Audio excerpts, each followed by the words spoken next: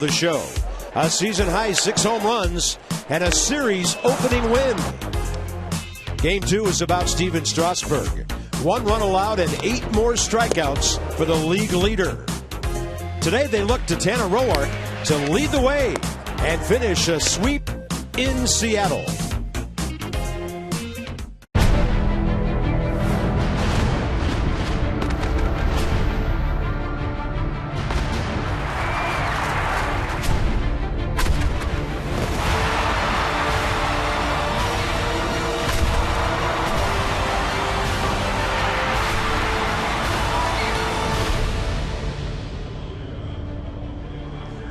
It's a beautiful baseball Sunday in Seattle, just south of downtown, Safeco Field. Nats fans coming in. They've been traveling well, giving our guys great support on the weekend. Why not? This ball club suddenly playing really good baseball again. In fact, I had 2 Mariners broadcasters tell me today this is the best team they think they've seen this year, and this pitching staff has been outstanding. Well, we hear that everywhere we go. I mean, the Nats are playing as good as they played all season long, but it's been because of pitching in this series, and it started on Friday night with Jordan Zimmermann. You're wondering how the Nats pitchers will respond to 9 hitters in the lineup, a DH, no pitcher hitting. Well, a big ballpark and not the most fierce lineup in the world has allowed the Nats pitchers to really be aggressive with the fastball. Jordan Zimmermann, 6 innings, 7 hits, 2 runs, 8 strikeouts, and then he passed the baton to Steven Strasburg, who was as good as we've seen him all year last night. 97 miles an hour consistently with command, 8 strikeouts, gave up just 1 run on the Dustin Ackley home run late. But even the players talking about Denard Span went over to Jason Worth during the pitching change last night and said, that's the best I've ever seen him. Wow. Well, the innings per start, ERA, everything good. And you're going to win 3 out of every 4 games when you pitch like that. In this series, the starters, Zimmermann and Strasburg, 14 innings, 13 hits, only 3 runs given up so far. Now we turn to Tanner Roark. He of the efficient way of going about things, fields his position well, and FP, it's going to be his 3rd try at number 13. Well, he's been up in the zone his last 2 or 3 starts, so he's looking to get the ball down today, but his 19 wins since his debut on August 7th, 2013, tied for 6th most in the major leagues. So since his debut, he's taken the league by storm, and he's trying to add on what the other 2 guys did. But, you know, Jordan a power guy, Strasburg a power guy. Now, you're going to do it finesse today with Tanner Roark. You posed an interesting question to me last night about the team RBI championship at the end of the year. I think Jason Worth's going to give Ian Desmond a run for his money. Well, we'll see. I mean, it's how it all plays out. They're all doing a good job of driving in runs, taking what they give them. The best thing about it, Carp, is they're not selfish. If you're not going to pitch to me, I'll take my walk, and the guy behind me going to get the job done. That's the confidence this lineup has with one another. So how about Jason Worth in this series so far? He's had a couple of 2-run homers that have really set the tone early in ball games for the Nats. Over the last 2 weeks, he's hit 3 home runs, driven in 12, and batting .372, and remains one of the best hitters in the National League with runners in scoring position. The Nats going for a sweep in a place where it's very tough to do that.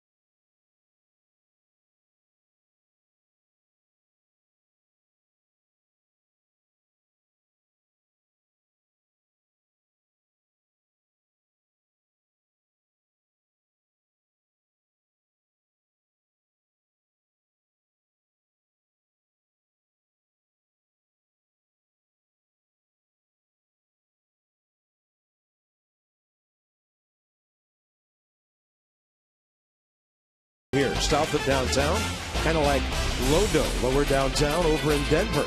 Great setting, 2 ballparks down here, football, soccer, baseball, and a beautiful day in the state of Washington as the city of Washington continues to do great things here.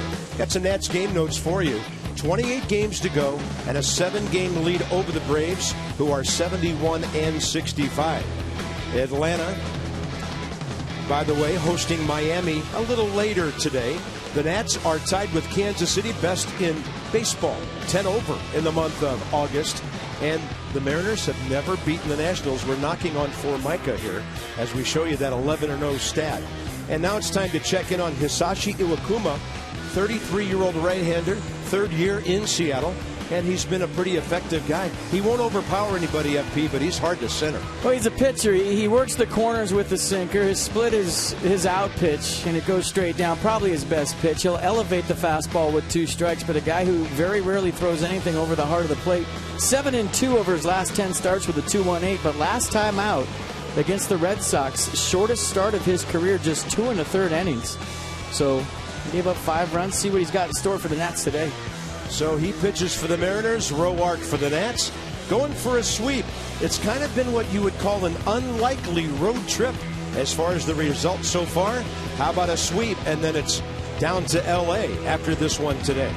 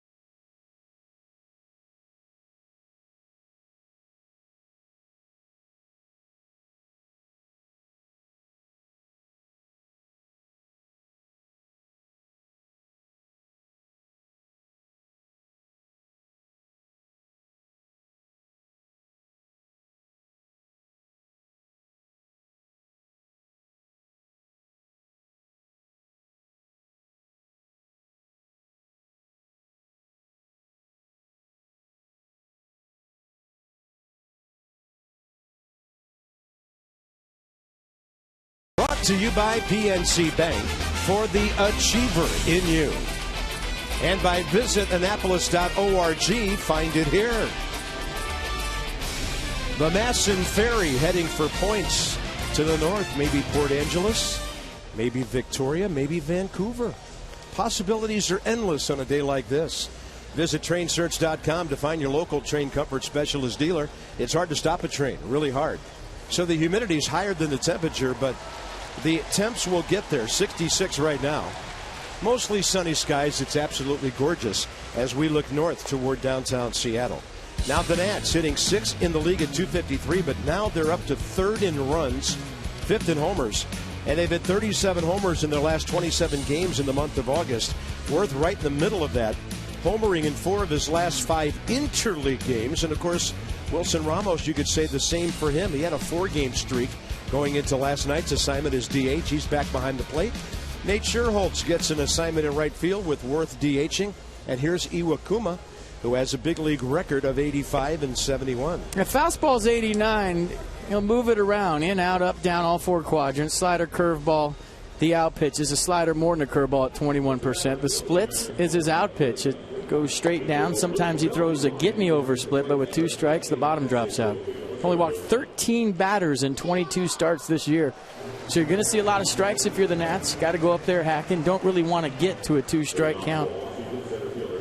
Iwakuma, by the way, 85 starts, major league career, rather appearances in 71 starts. His record is 35 and 17, but he's had a good ERA. Lloyd McClendon back with the Mariners after his daughter was married in Chicago this weekend.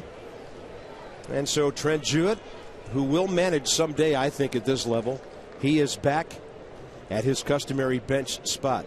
So what do really good teams do on a day like this? What's that? What do really good teams do on a day like this? Well, good teams take 2 out of 3. And great teams sweep, right? Absolutely. Sorry, I was talking to the truck partner. Didn't mean to ignore you. We're underway at 1:10. I was watching Denard in the on-deck circle. That's what I was talking to the truck about. And he was really working on his timing with Iwakuma because watch the double pump right there. A lot like Clayton Kershaw, that little pause, that little hesitation. So it's very critical when you're leading off and you've never faced a guy and he's watching him every single pitch, getting his foot down, timing him. And I was asking the truck if they had it. Thanks, guys. It just lead-off hitter. Your first man in. You've never seen the guy before. Faced him a few times. You got to get that timing down. Yeah, he's got a couple of pauses in what he does. Drops that one in, and you could hear the loud strike call from the home plate umpire. We'll set the crew for you. There's Jim Joyce in his 22nd year. He's the crew chief.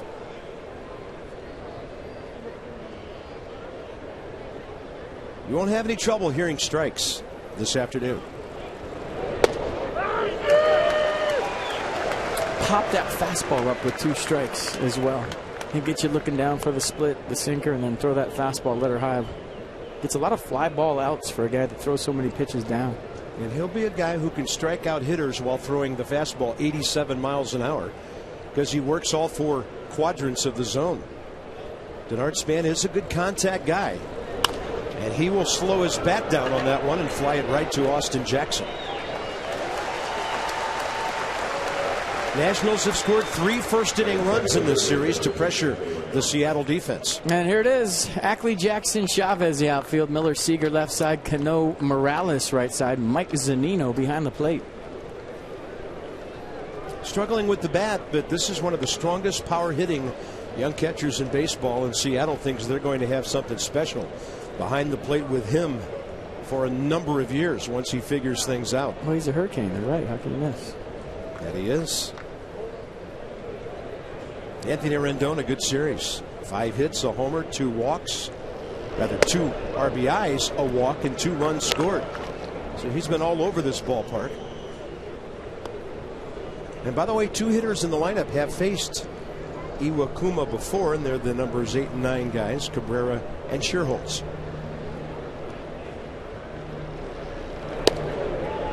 Two and 0. So when do I stride? That's the question, right? About now. But he's trying to disrupt your timing with that. That's what that's all about. It's probably a comfort thing. But it's more about, okay, I'm going to do this little hesitation. Hopefully you hesitate and my fastball beats you. And you'll see him out of the stretch. Very violent kick when he gets into the stretch.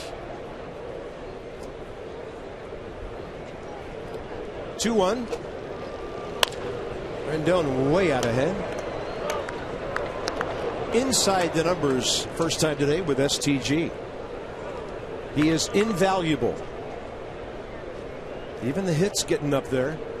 Almost to 150. I mean, a number 2 hitter who does everything. It's a run producer. 97 runs, 72 RBIs. What more can you ask? Especially at the number 2 spot. Those are 3-4 hitter numbers. And a 2-2 coming. Rendon, and there's that fastball, 89. 2 down to start the game. Well, Jason Worth yesterday, monster shot, top of the first. That's one. Let's do it. Love the sound. Flirted with the upper tank.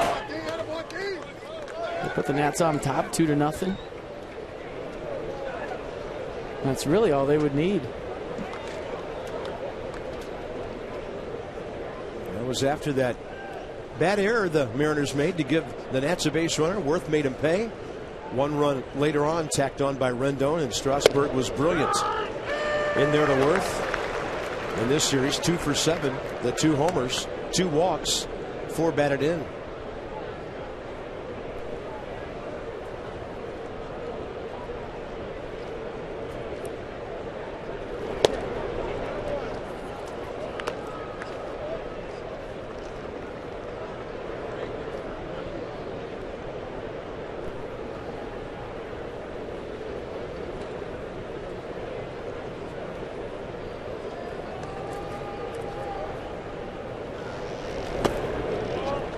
These are games where you really have to push yourself as a ball club, not from a physical standpoint. That's obvious. Night game, day game. Both teams have to go through that. But from a mental standpoint, a psychological standpoint, you can't be satisfied with 2 out of 3. Especially in a pennant race. You know, you're down to the wire. It's a sprint, not a marathon from here on out. And even though you got a comfy lead, you got to find a way every single day to be at the top of your game. It's really easy for me to say up here, hard to do down there. But that's a championship mentality. You know, guys used to go up and down on the good teams in the dugout I was on and say, anybody can take 2 out of 3. Let's sweep them. Yeah. Opportunities like this against ball clubs like this don't present themselves every week. And Worth unable to get to that 89 upstairs. That's what we're talking about with this crafty right-hander. Changing speeds, changing eye levels constantly, and makes that 89 play like it's 90 plus.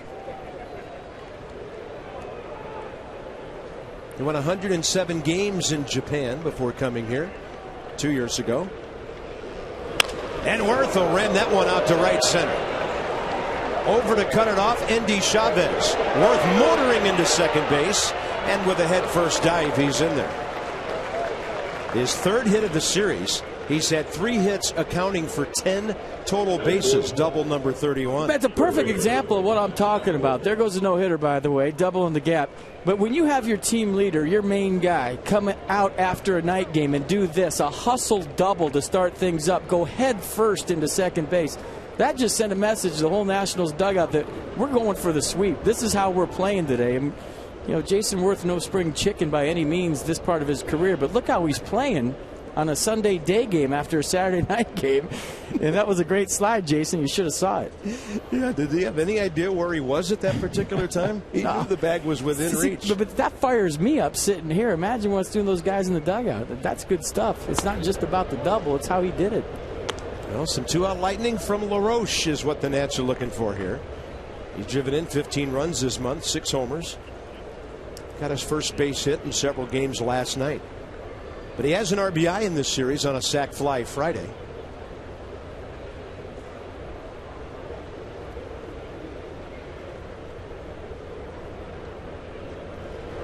I would call this an intriguing matchup because LaRoche is not a free swinging wild man in there. And there are the middle of the order guys with the really impressive RBI totals. But right here you've got kind of a crafty pitcher facing a crafty hitter. You saw Desmond on deck. He's more of a free swinger. But Adam LaRoche will measure things against a guy like this. My hit he got the other way last night might be key against a guy like this.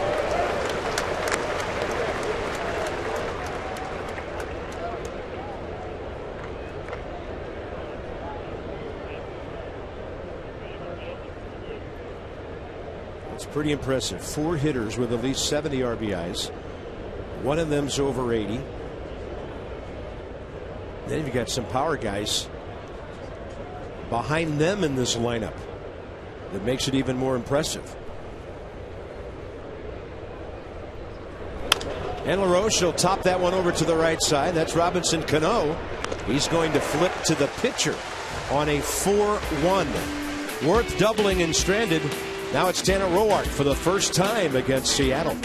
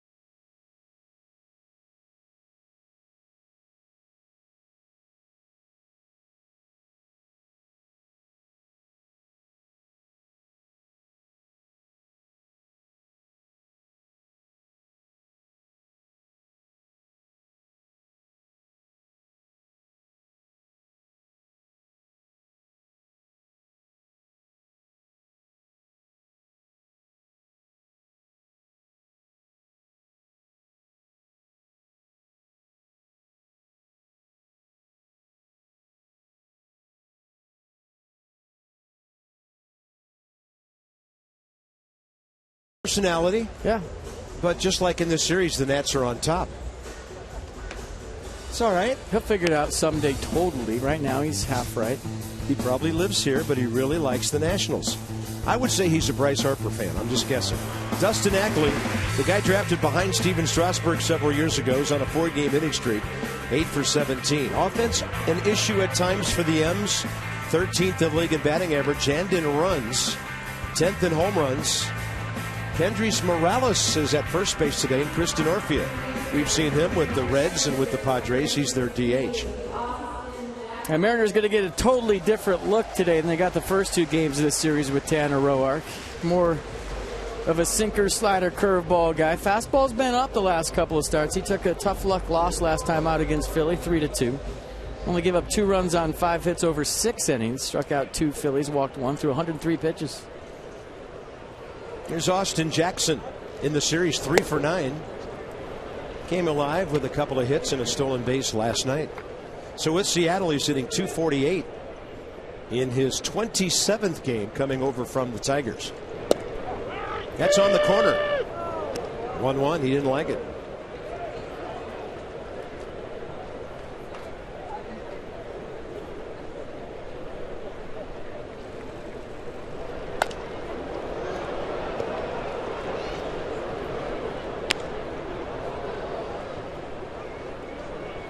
So with Roark throwing his first pitch today, it makes it official.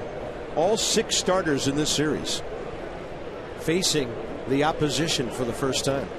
Kind of unique. We don't see that happen a lot. And then 91 right in there.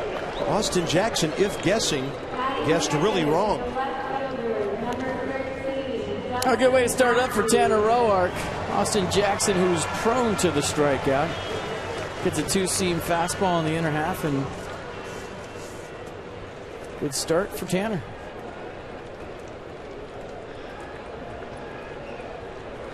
I mean, you talk about facing a team for the first time, Carb. I think both pitchers have the advantage of going last in the series. They've sat around for 2 days. So they've watched hitters. They've studied their swings, their approach. Aggressive, not aggressive. Where does he like it? You look at all the scouting reports you want, but if you're paying attention on the bench for 2 days, you should have a pretty good idea of what you want to do on the third.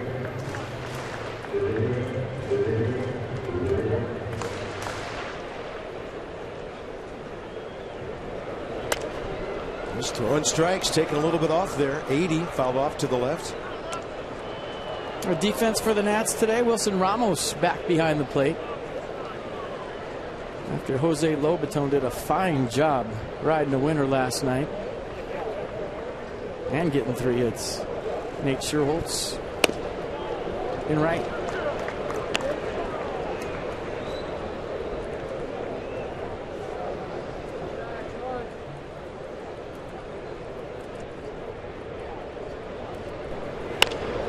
And this one popped up out to left. Bryce Harper, glasses on, and it came in hard so that he could be cruising to that ball. 2 outs. Saw this before the game. Tanner Roark, 19 wins since his major league debut on August 7th of last year. That's tied for 6th most of the majors. His 2.49 ERA in that span, amongst those with at least 200 innings, ranks 5th in Major League.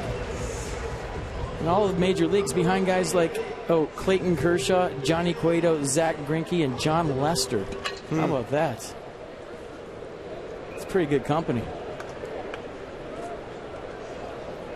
And he deserves to be mentioned with those guys. Agreed. You know, this isn't some 3 or 4 month fluke we're watching here.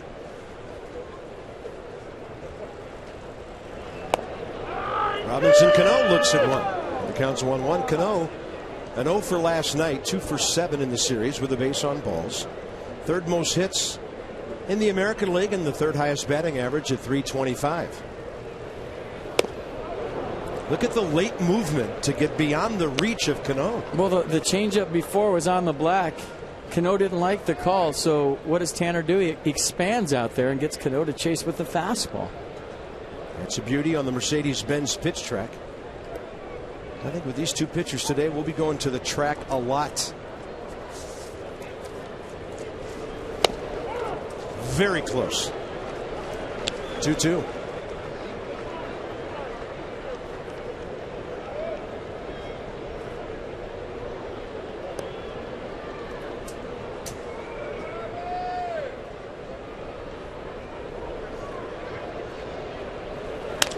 Had him reaching. The ball pretty well hit to left, but Harper there.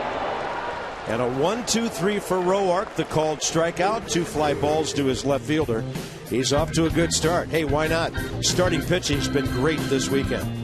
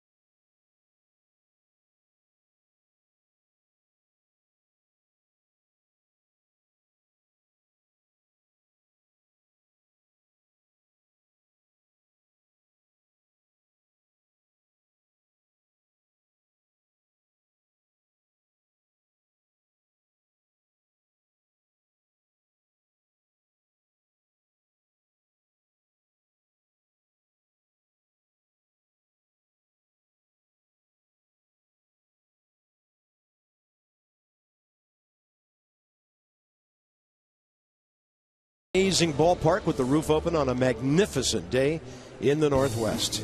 How about some great days for Nats fans in 2014 postseason, looking ahead to next year?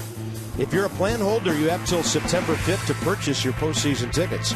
Then you can upgrade your plan for next year and receive upgraded postseason seats. For all renewal and postseason ticket details, visit nationals.com/renew. Yeah, while I'm thinking about it, Carp, the most enjoyable weekend I've had all season. People in Seattle have just been amazing. Great ballpark, great scene here. Wonderful city. I know the Nats fans that have come to Seattle to watch have not been disappointed. And I'm not even talking about the baseball. I'm talking about everything else in this city. It's just been great. Yeah, well said. They even have a golf course down the road that's called Washington National. Really? It's just been a great, great weekend. It has. Not better than those 3 days in Philadelphia. By the way, I know some of you are going to have a really hard time doing this, but tomorrow, start rooting for the Phillies. They're playing Atlanta. And Cole Hamels, if he pitches like he did against the Nats, well, you might be on to something. Nats will be in L.A. Phillies, Braves tomorrow. 0-2 to Desmond. Fastball sails high. First inning, Iwakuma, 20 pitches, 11 strikes. There's the East. Braves an odd starting time. They're playing the Marlins at 5:10 Eastern. So they'll be underway in the next 40 minutes or so. And the Mets took care of the Phillies today to stay in 4th place.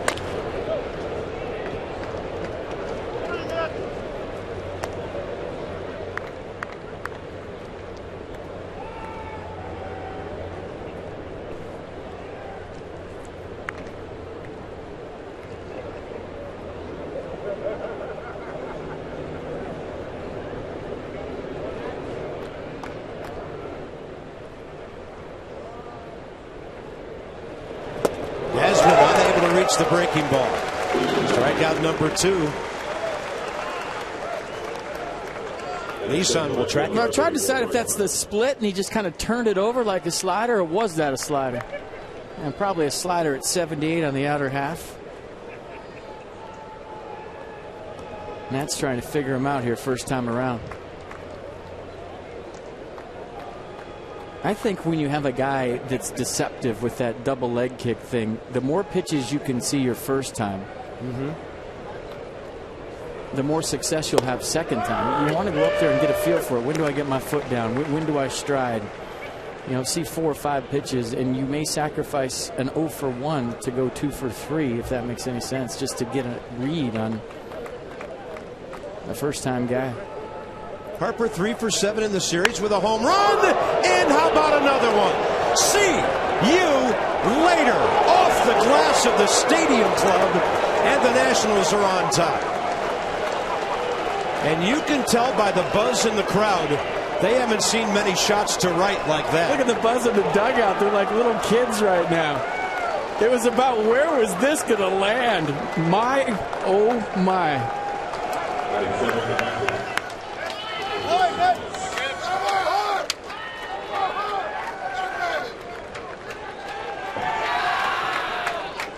Wow. Are they having fun or what, folks? That's Bryce's 9th. The Nationals, 8 home runs in this series. That's the first one he's got this year. I mean, really got. Like, you can't get it any better than that guy. Iwakuma gives up his 15th of the year. I thought it was going upper deck. It says hit it here cafe. He hit it there. Yeah, he almost got the hit it here cafe sign, which is at the top. Heads up in the hit it here cafe because Bryce hit it there.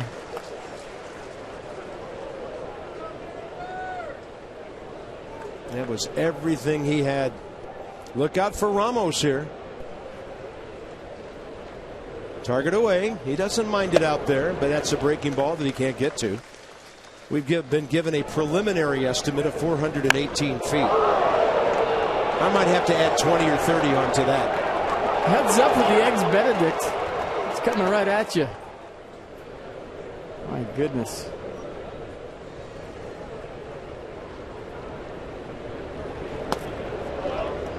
They might need to do an adjusted gross income on that one for where it would have landed had it not hit that glass 50 feet above the playing surface. I think the All-Star game in 2001 was here, and Jason Giambi was in the home run derby, and he put on a display, and that's where he was hitting them.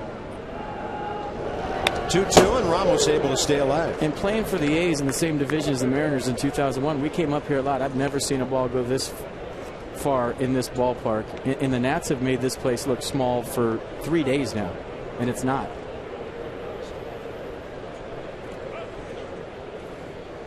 You know, that deck is set really far back from where the right field wall is, too. It's not like it's an overhang. Ramos on a breaking ball hits it out to short, and Brad Miller has it. 2 outs. Number 8 man as Drupal Cabrera coming up. So it's another $250 to the Children's National Medical Center. Times that by 124, and that's what the Nats have donated this year. Thanks to the generosity of our Washington, D.C. Lexus dealers. Lexus, the pursuit of perfection. That's a good shot of what you're talking about, Carp, how far back the cafe is set. Yeah. That's more than 418, sorry.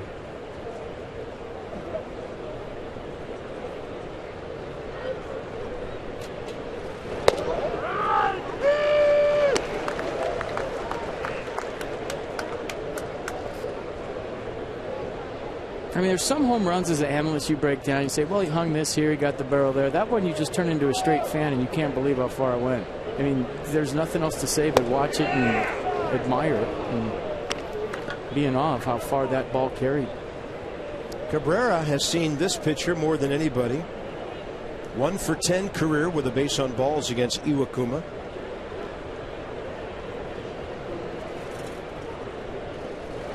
And as Drupal in this series, 1 for 8. This is his 90th at bat as a National.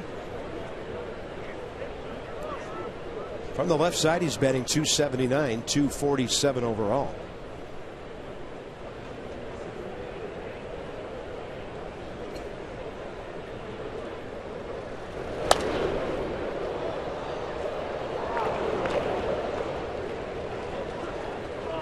He's always liked this ballpark. I would think line drive, slash type hitters would love this place. Doubles and triples out there. 4 home runs in 26 games is pretty good, too. Now the Nats have hit 38 homers in their last 28 games in August. The 1st of August was the end of that 9-game homerless streak. And the lumber has taken care of that stat since, as the Nats try to win their 20th game of the month. When I saw the pitching matchups for the series, I did not see 8 home runs coming for the Nationals in this ballpark against this staff. I didn't see 8 in batting practice. 2-2 pitch.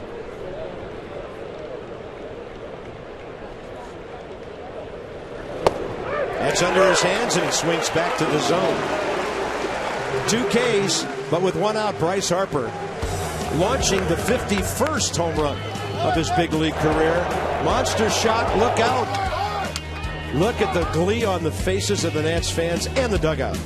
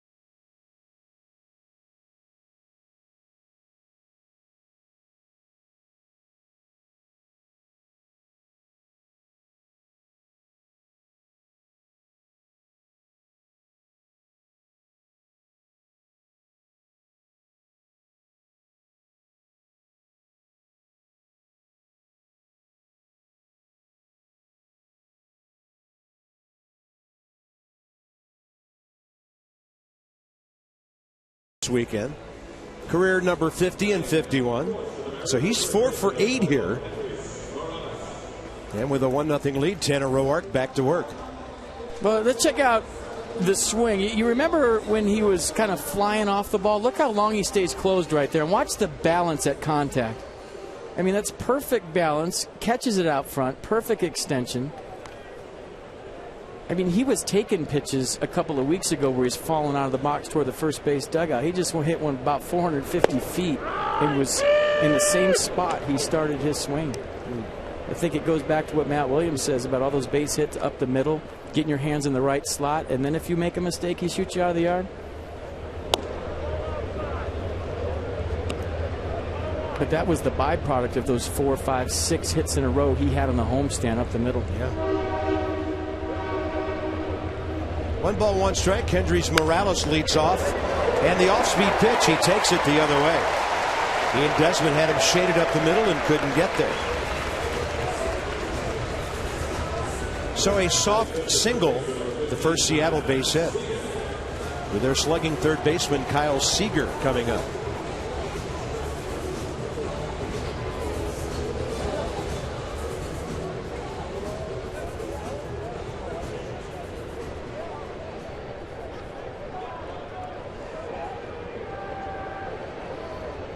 Seager in this series 2 for 8 with an RBI.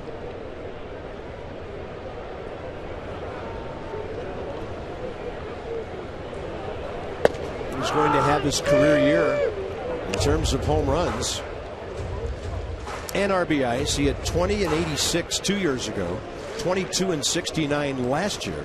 Right now he sits at 20 and 82.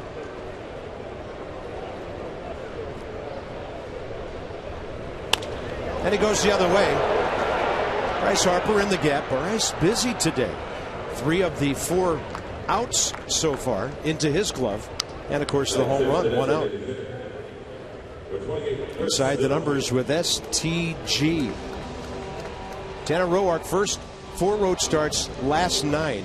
So look at that, 5-2 with a 1.90 ERA. Walks, hits per innings pitched, very good. They're hitting under 200 against him. Overall, his ERA 2.81, ninth in the National League, and his opponent's batting average 232 is seventh. That's what makes him special. He does on the road what he does at home. If you're good, you're good. Doesn't matter where you're playing. That's why it was so encouraging to see Strasburg do what he did last night, considering his road struggles most of the season. Chris Denorfia came over from San Diego. Hit 242 for the Padres. Traded over here for a couple of minor leaguers on July 31st. He's a 280 career hitter in parts of 11 years in the big leagues. Originally drafted by the Reds way back in 2002.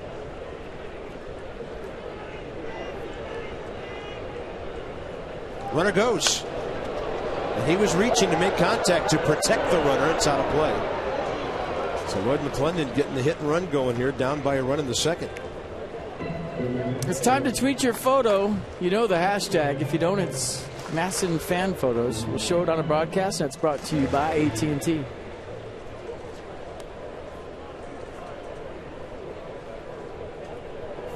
Denorfia, 244 in 16 games since coming north from San Diego all the way up to Seattle.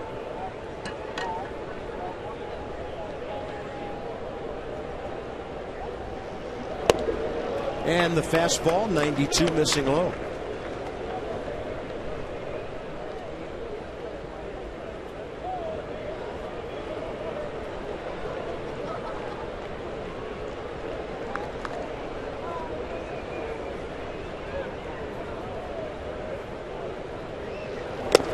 Swinging a foul tip into the middle of Wilson Ramos and Tanner Roark's second strikeout, 2 down. Yeah, fastball down the way. And Carp, you talked about Bryce Harper getting a lot of action today. Well, the lefty's flying out to left field. Morales a base hit to left field. So for the most part, Roark working everybody away. Next up, the speedster Endy Chavez. 2 for 5 with an RBI in this series. And that's paint to the outer edge. It's so important as a pitcher, every single pitch, to know what you want to do and when you want to do it. And I think, as good as anybody on one of the best staffs in baseball, that's Tanner Roark's strength. He knows what he wants to do every single pitch. He knows what that pitch is setting up for the next pitch.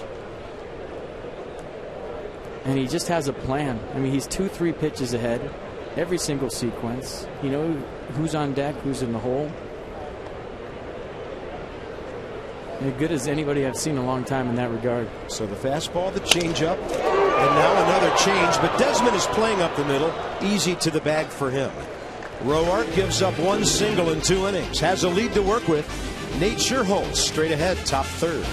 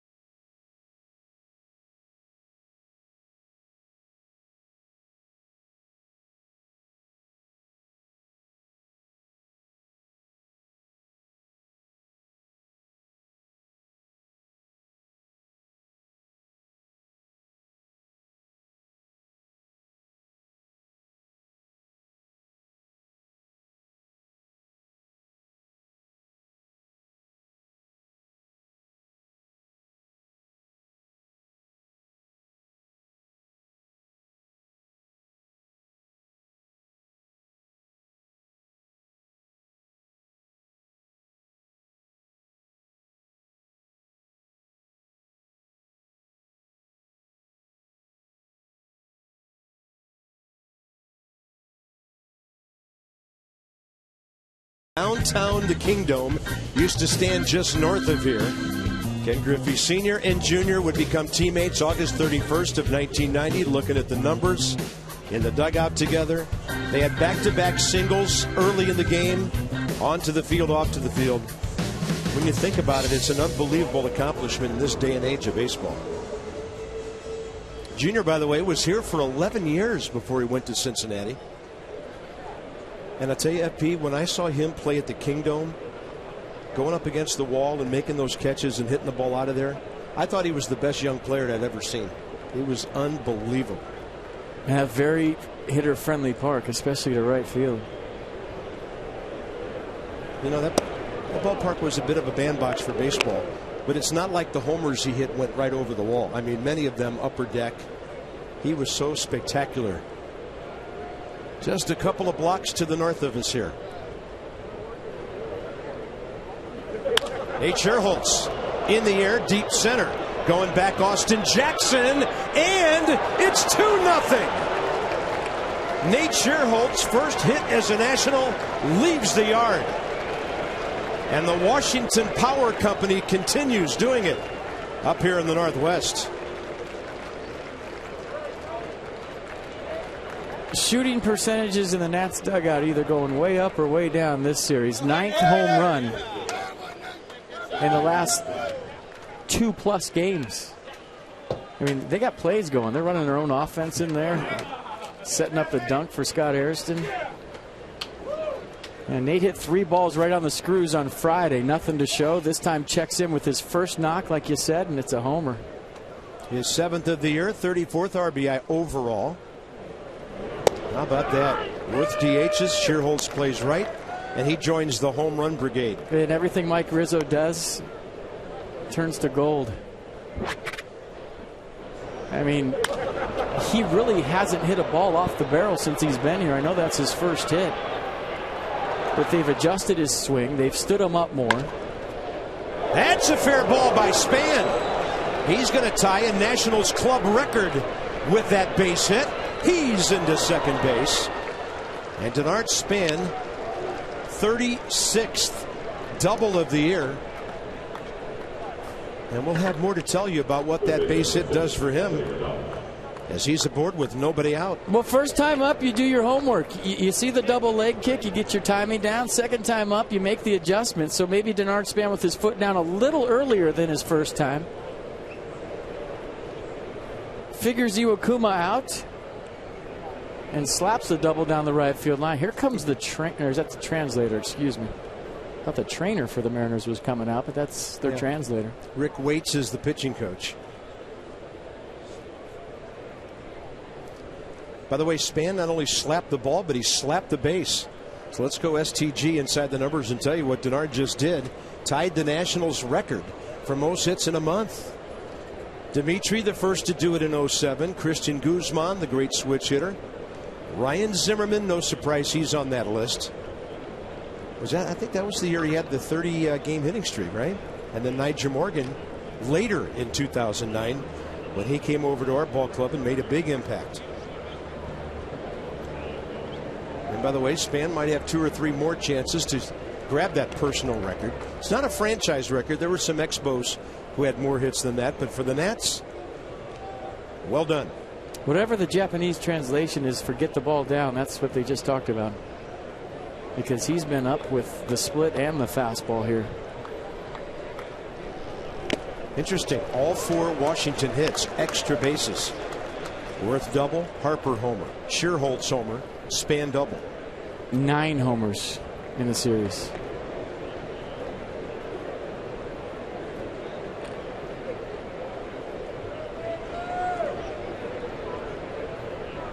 Right side of the infield, Morales and Cano bunched together to keep Rendon from getting one through that right side. He was thinking opposite there.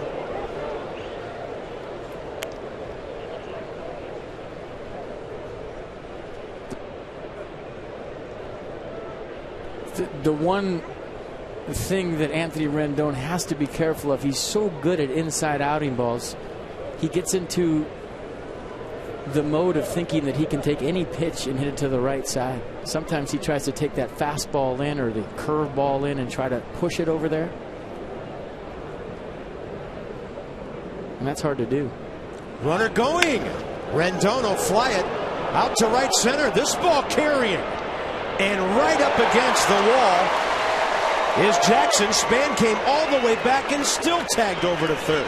That's great. What a great base running play. Great base running. And a great at-bat by Anthony Rendon. I mean, he can't take the pitch, so he has to swing. Denard Span had it stolen. He was about 4 steps from third base. Bob Henley had his hands up, go back to second. Span ran all the way back to second as Austin Jackson makes the running catch and tags up and advances to third with 1 out. Look where Span gets to. Now he's got to run all the way back to second.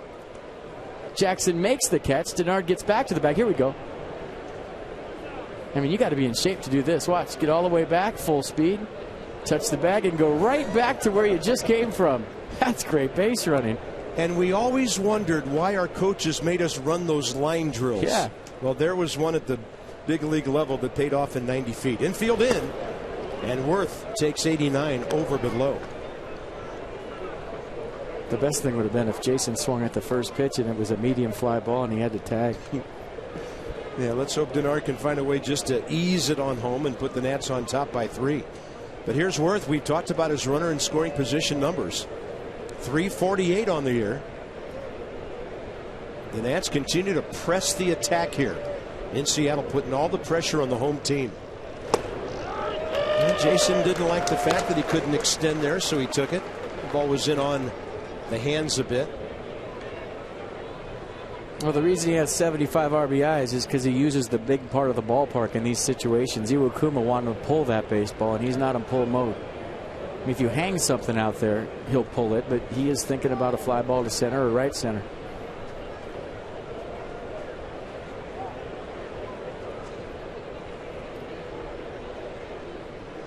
And the 1-1. Yeah, that ball jammed him.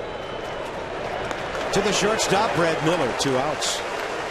So Iwakuma did a good job of throwing 2 straight pitches right down toward the trademark of Worth's bat. It'll be up to LaRoche with 2 outs.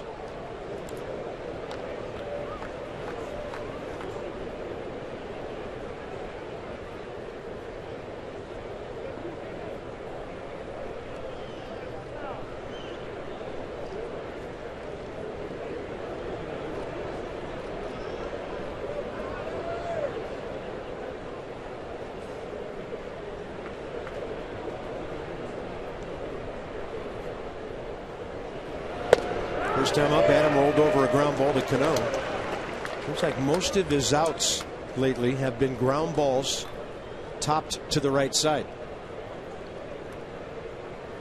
Got the base hit opposite field last night, 4th time up.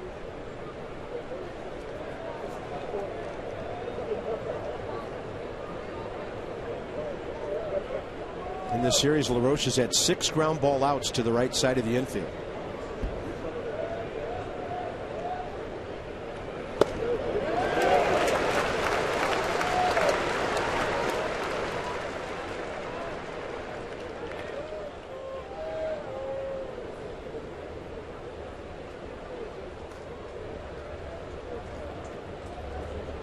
The good thing about Adam LaRoche, we gets into a little bit of a lull. It's usually pretty spectacular when he comes out on the other side.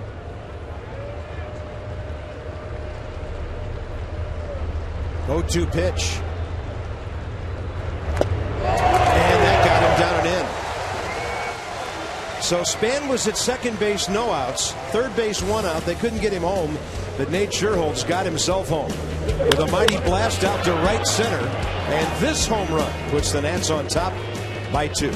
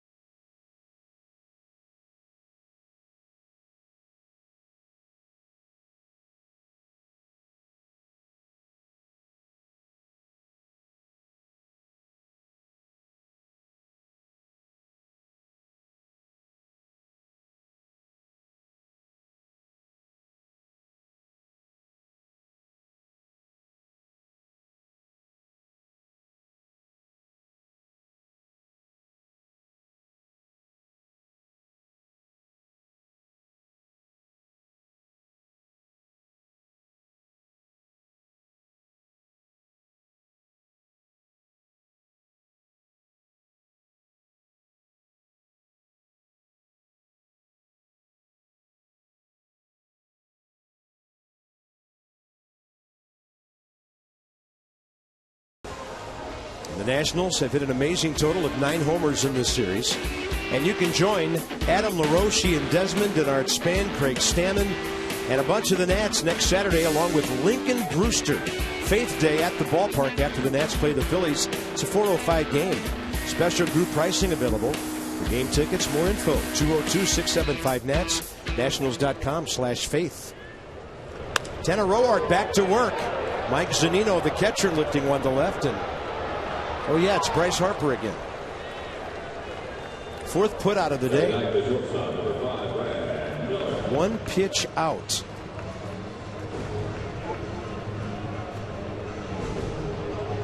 They'll bring in the shortstop, Brad Miller, playing for the first time in this series. Miller, a 2nd rounder 3 years ago. And right now hitting a .198, and he's made 15 errors. He's out of Clemson. Played on the USA national team 2009 and 10. From the Orlando area.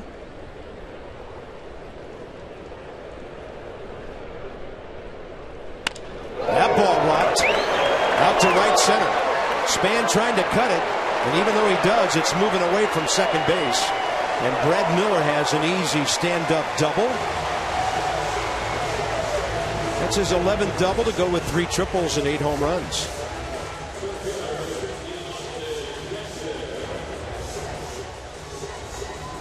And pretty good swing right here. The pitch from Roark right out over the plate. And Miller's got some pop. 8 home runs on the year. This time a double with 1 out.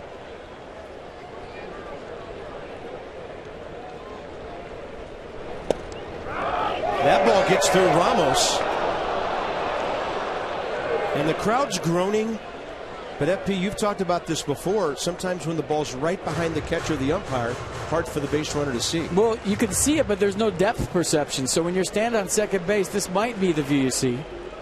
You can't really tell. You're looking, is that by his feet? Did it roll far enough? Maybe Ramos blocking it off. So, yeah, you understand why he didn't go to third, but he could have made it easily. Yeah, it's a big break for the Nats on a ball Ramos had measured. That's up the middle. Desmond a ways to go. Gets there. Has to get rid of it. Safe on a bouncing throw to LaRoche. Austin Jackson smelling a hit. Leadoff man gets one.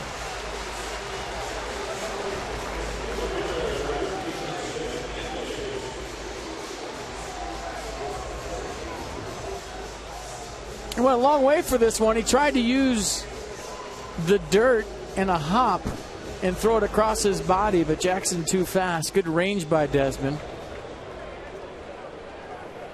Now Tanner Roark going to try to pound the bottom half of the strike zone and get Dustin Ackley on the ground for a double play. Got to keep Jackson close. He's 14 for 19 in stolen bases.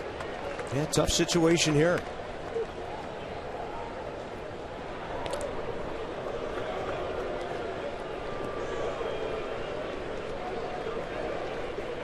Mariners trying to do something here they haven't done the entire series, and that's score a run anytime between the first inning or the 8th inning. They got 2 in the first on Friday night, and other than that, the only runs they've scored were in the 8th inning last night, the 9th inning Friday night, when the issue was already decided. So Lloyd McClendon back at the helm of his ball club.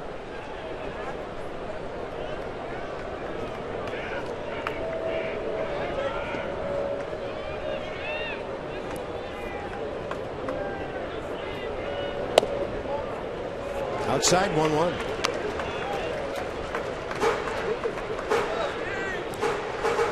Ackley, a 4-game hitting streak, 8 for 18. Driven in 56 runs. He has grounded into 8 double plays. Jackson started, then stopped, and the ball fouled. Well, Tanner Roark doing a nice job of varying his times to home plate. He's using a slide step, a leg kick. He's holding, trying to disrupt the timing of Austin Jackson at first, and so far it's worked.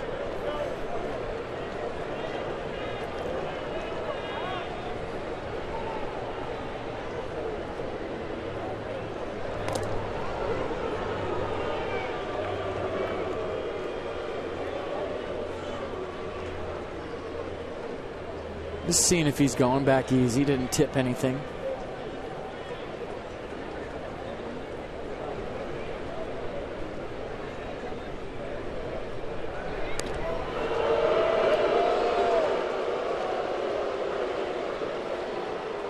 I don't understand why fans hate throwovers so much.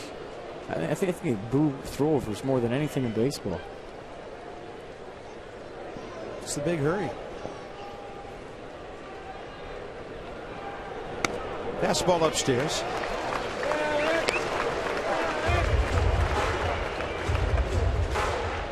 Now, I think this is where, as a base runner, you're at a distinct advantage over a few years ago, because that third to first move has been outlawed. So now you don't have to worry about a pitcher faking to third, coming to first. You get your best jump in these situations. Jackson had a short lead that time.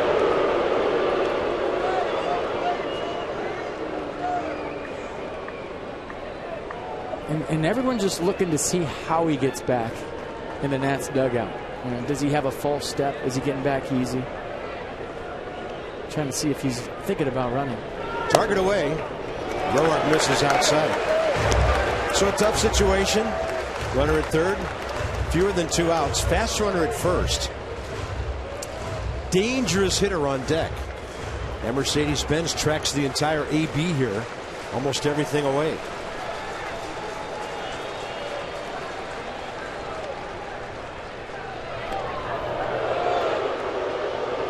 You'd think that Austin Jackson is running here in a 3-2 count.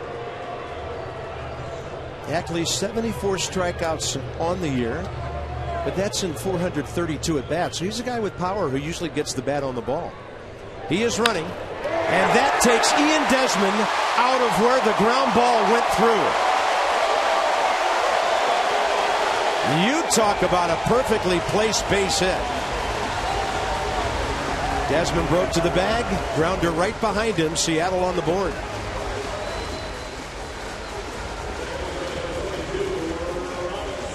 Well, the coverage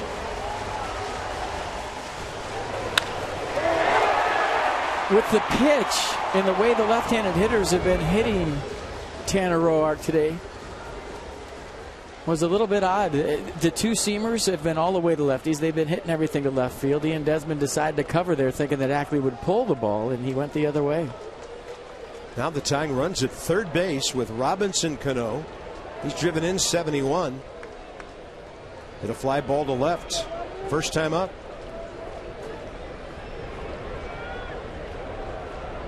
Generally speaking, the shortstop will cover with the left-handed hitter if he's a pull hitter. I say 9 out of 10 times. But when you see a sinker ball guy and a lot of lefties going to left, every once in a while you'll switch it up and say, okay, second base, as Drupal, you got this one, and I'm going to stay home.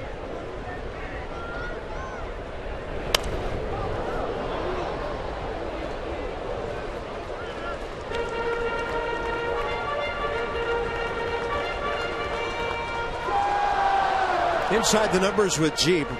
Robinson Cano wearing out right-handed pitching. Batting average .325 overall coming in.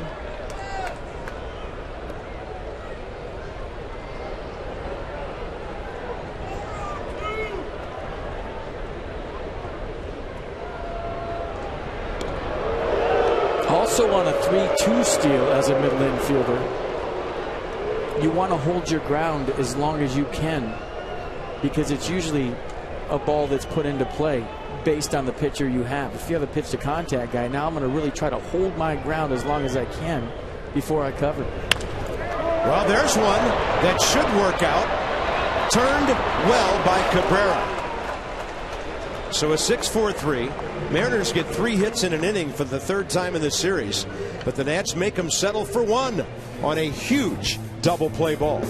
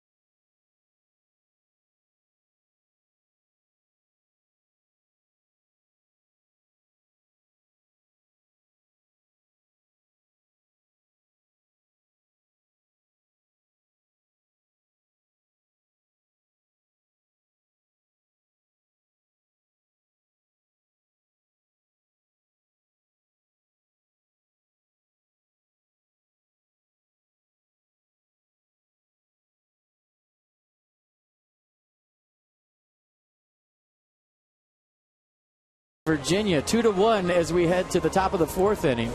Bryce Harper, Huge Tater, Nate Sherholtz checking in as a national with a bomb, and Denard Span 40 hits in the month of August. That is flat out raking. But let's check out the long ball.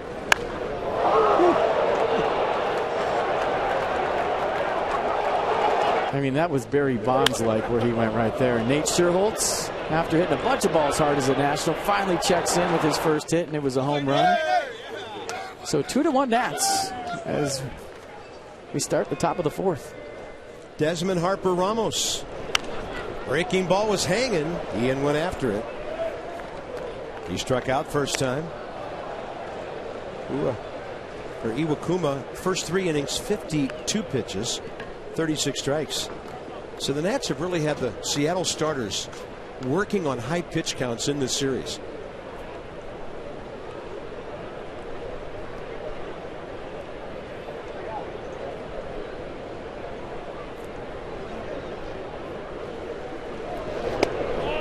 And just kind of thinking about something I said last night about Bryce bunting.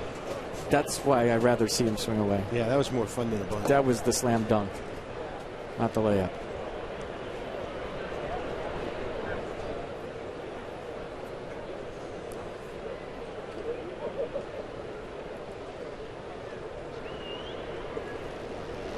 I think if Bryce thinks about bunting, he should look up here first. Yes. And we'll call his shot.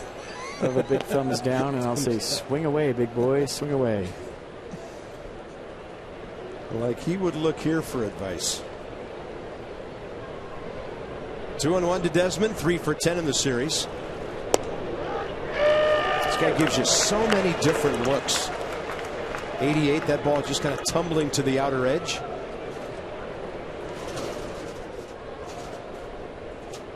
Kind of guy who would really prey on the aggressiveness of free swinging hitters.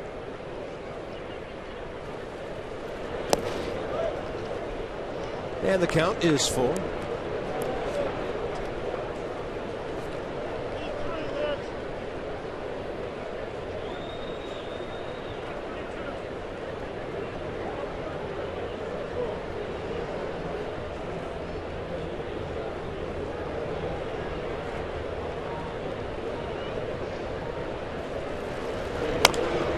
Desmond able to reach it.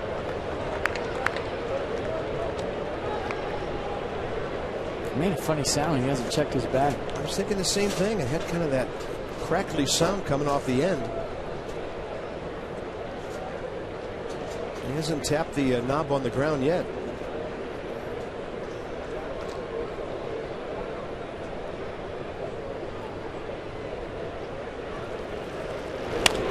And that front door pitch popped up. You can hear Cano call Morales off the ball. Let's look at it again. Why not? Just a hanger right out over the plate, off speed, caught it out front. And almost hit the bullseye. I'm going to estimate 103. Oh, I'm low. 105. That says full extension, sweet spot, huh? I want to know what he gets if he hit the bullseye. Does he win the ballpark? As it is? Does he at least I think you get a free salmon buffet. Those are everywhere. If you went in the upper deck, you get Alaskan king crab, the ultimate up here. And that's one, fading alone away. Rather 2 balls, no strikes. Boy, we totally disagreed on that. I thought he won the ballpark, and you gave him a buffet. I mean, we couldn't be farther apart. They don't give away ballparks. Oh. Come on.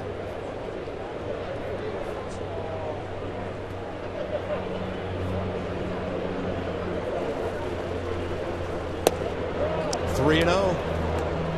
Is the answer yes? Mm-hmm. Green light.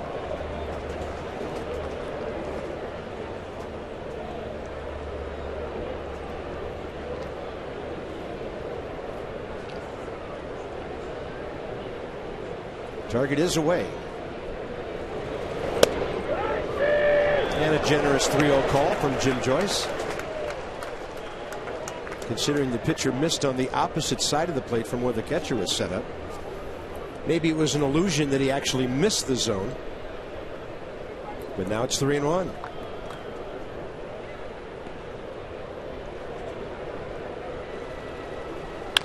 And Harper to dead center field. Did he get another one? Yes, he did. What's next? Opposite field. The Nats get a run back in a hurry, and they're on top 3-1. In the zone.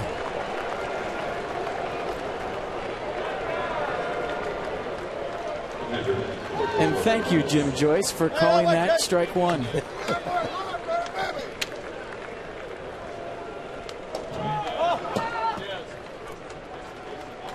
The 10th home run by the Nats in this series, the second of the day for Bryce Harper. And the Nats are taking more jump shots in their dugout than the Wizards right now. There's a busted bat off the stick of Wilson Ramos, and Kyle Seager will throw him out. That was Bryce Harper's 5th career 2-home run game, and he still has a couple more at bats. Think about the distance covered, though. We think 450 to right field. That one probably hit 420 to dead center. Third of the series for Bryce. Career home runs number 51, and that's 52 today for Harper. So one to right, one to center, and yeah, Carp, why not order one to left next time? Well, if this was next door where they play soccer, he'd be the man of the match so far. 210 miles an hour worth of taters. And who knows how many feet. That one might have went further than the first. There's Asdrubal Cabrera.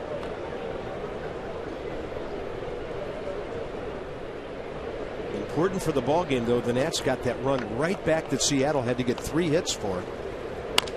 And this one hit hard. Right side, Cano picks it off. So the Nats using the long ball in just under 2.5 games at Safeco Field. They've hit 10 home runs. Bryce Harper, 3 of them. And he's hit both of them a ton. Straightaway center, a little longer than some of those base hits up the middle.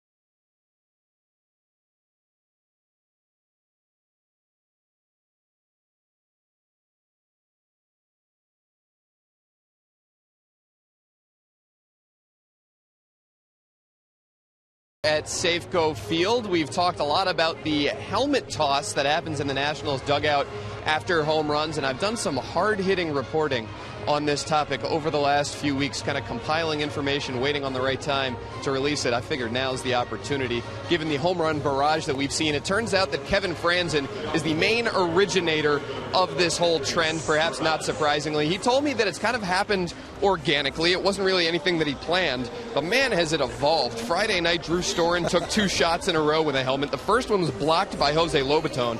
So Storen pump faked on the second, and then as he phrased it to me, he drove the lane and he threw it down. And on Nate Scherholtz's earlier today, Ian Desmond went with an over-the-head pass to Franzen, who dished it to someone else. Jason Worth told me that the Nats are going to start running plays soon. They're going to go full court fast break on it in the dugout.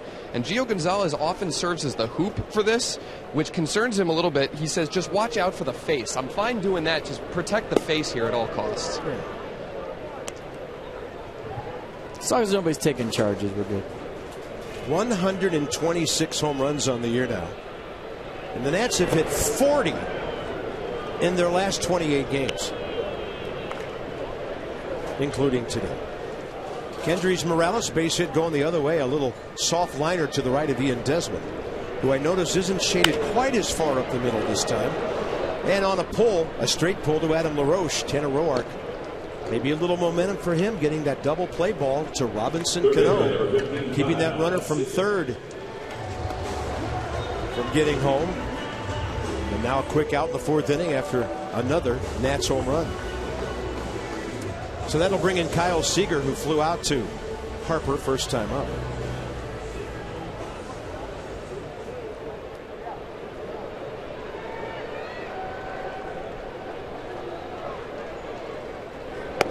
The record at Safeco Field in a 3-game series for home runs is 11. Indians did it in 2009. Wow.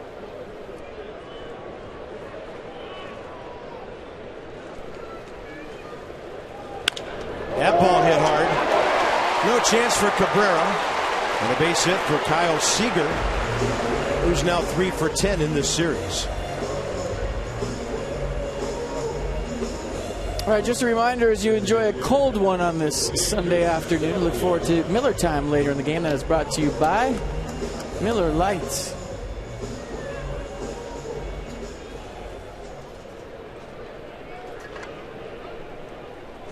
Here's Denorfia.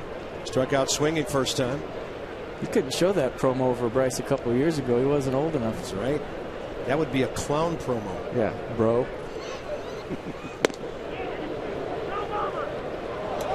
Ooh, that's a swing, says Marvin Hudson down at first. Did he go? Oh, obviously that was missed. Nats get a call. That wasn't even close.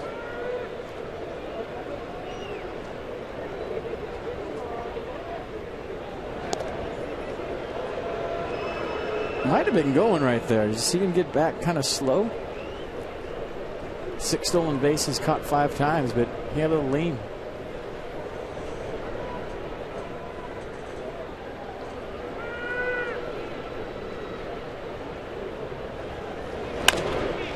Jammed him, and a ball popped. Left center, Denard Span, in plenty of time. So evidently the helmet thing changing by the second. Another update from Dan. Guys, how's this for timing? Gio Gonzalez just popped over to me right now and said that he got drilled on the side of the head on that last home run by Harper. Apparently the face is now in danger. We're going to have to see how this progresses. Might need to shut it down. Don't want anything happening with Gio's face. I'll keep an eye on this story. Okay. Well, he's starting tomorrow night, so Gio, just give the guy a high five and get out of Dodge. All fun and games till somebody puts an eye out.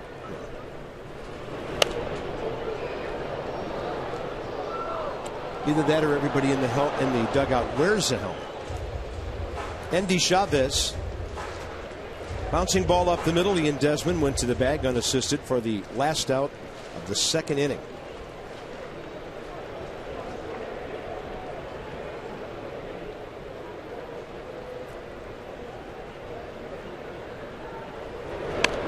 And a bunt. Leaves it for Rendon, who scoops and fires. In fact, Anthony got there so quickly, did not require the bare hand play. The Nats, not to be lost in all of this, playing solid defense this weekend. Nate Scherholtz has gone deep. He'll lead off top 5.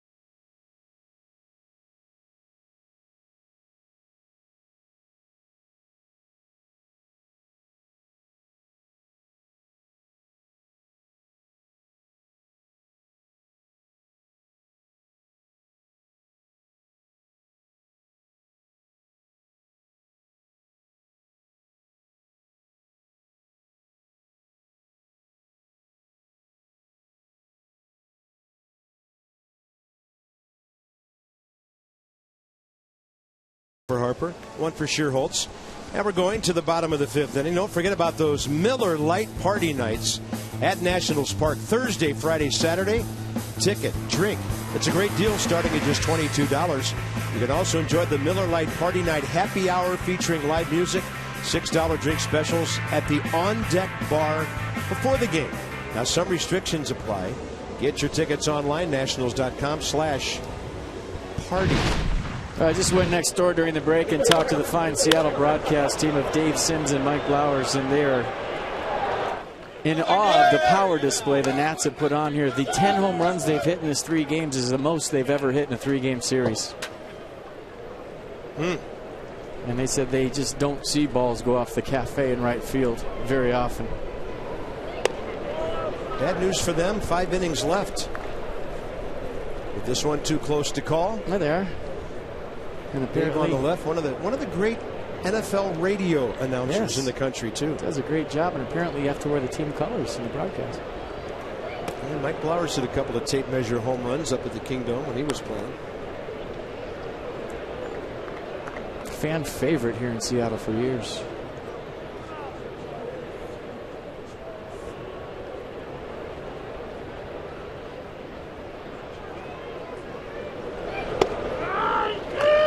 Two balls, one strike.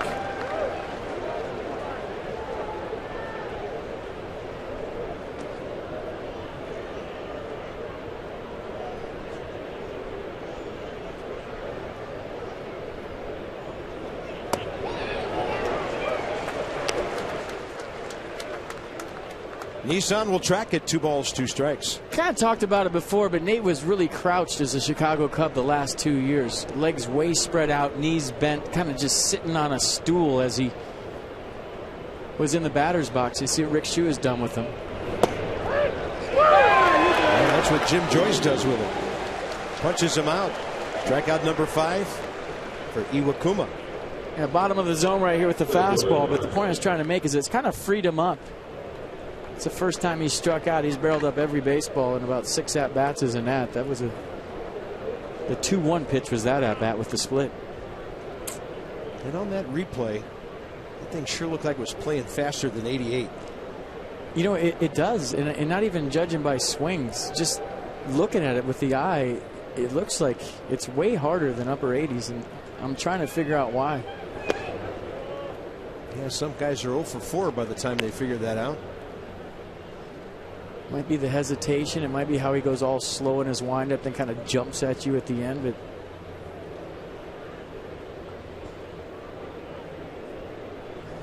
Bernard Span double last time, 40th hit of the month, trying to establish a new Nationals record, and not that time. Grabbed by Morales, 2 outs. For the Achiever and PNC Bank with our minor league report. And we talked about Syracuse last night making the playoffs. International League Manager of the Year, the Chiefs' first since '99. So his first season in the organization, 20th as a minor league manager. He came from the Montgomery Biscuits. Last year, the AA affiliate of the Tampa Bay Rays. And he has over 1,200 wins in his minor league career. Way to go, Billy Gardner Jr. And we mentioned his staff, Paul Menhart and Joe Dillon. Chiefs are waiting their opponent because some other races have to be decided in the AAA playoffs. That's a big deal. That's the toughest level to manage at. I mean, you're more of a counselor than anything because nobody wants to be in AAA. Everybody thinks they should be in the big leagues unless you're just a young kid, 21, 22, cruising through for the first time. So tough to keep everybody happy. Rendon a broken bat. And Iwakuma by far his best inning. And really one of the best innings by any Seattle starter in this series.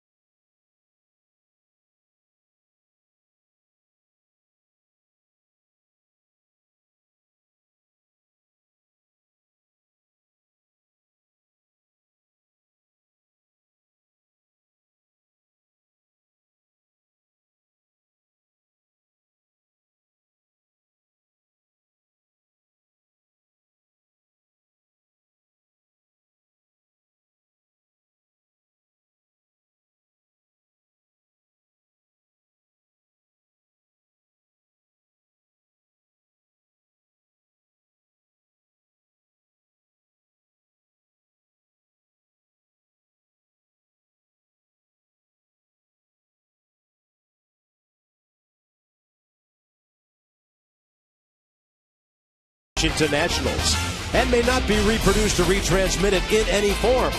And the accounts and descriptions of this game may not be disseminated without the express written consent of the Washington Nationals.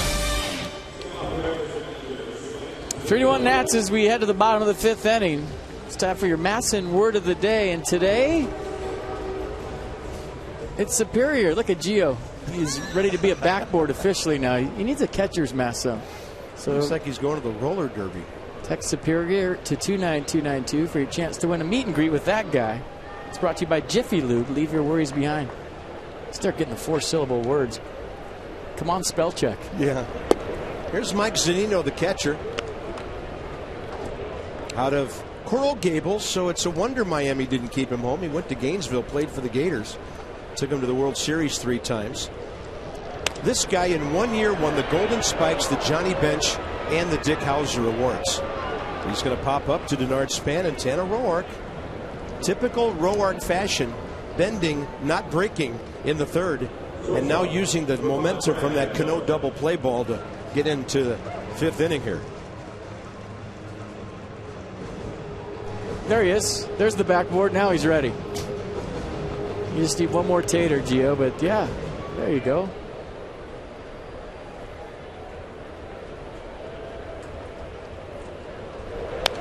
First pitch swinging, Brad Miller, the shortstop. What do you do between starts? Oh, I'm a backboard. All right.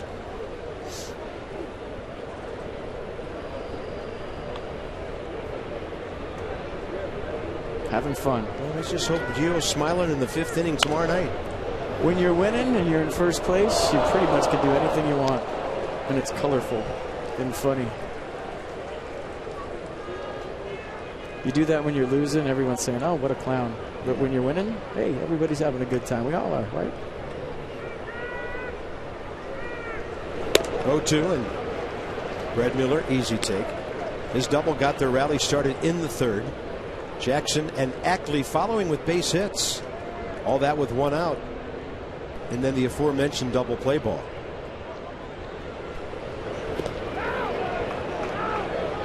And the appeal, Corey Blazer says no swing.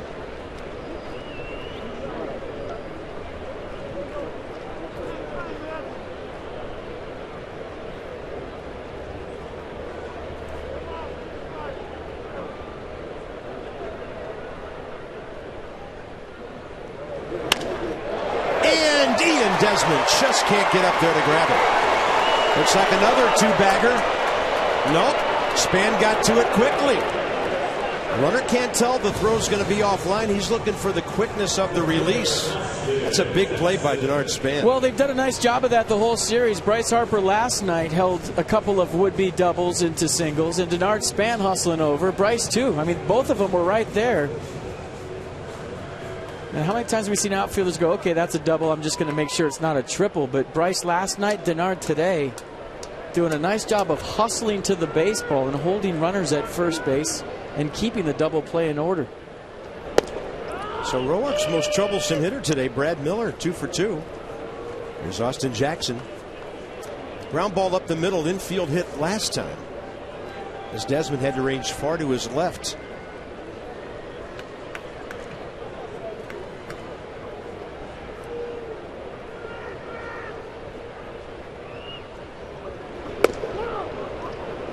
Jackson showing bunt, taking a high fastball. Counts even. By the way, no score in Atlanta early there. Second inning. Marlins, Braves. Hey, take your pick. Batting averages by opponents through the order. There's no terrible weakness in his game.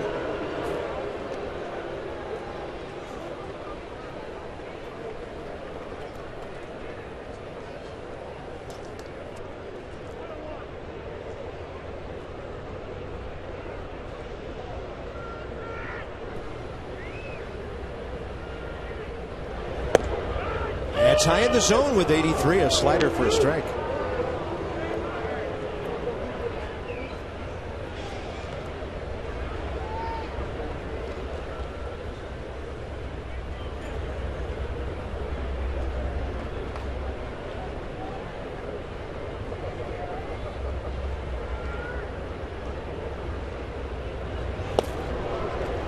Through a few pitches he's overthrown today, if maybe the first one.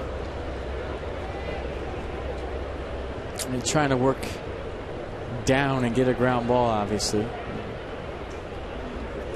Better to miss below the zone than above.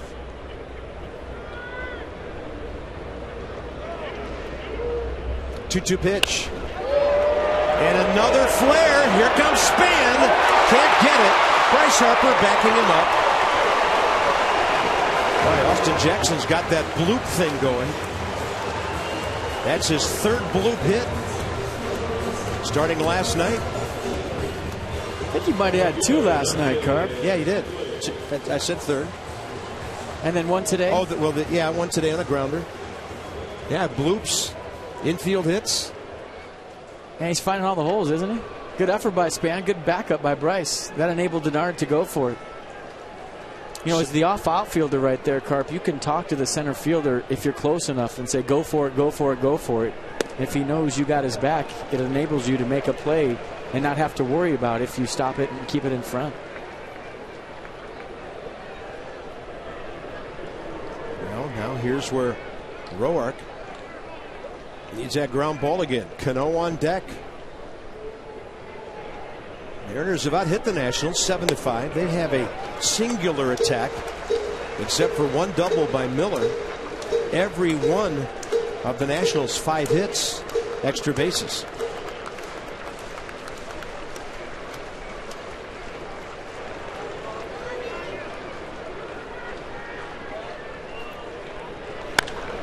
And there's a big fly. That's going to put Seattle on top.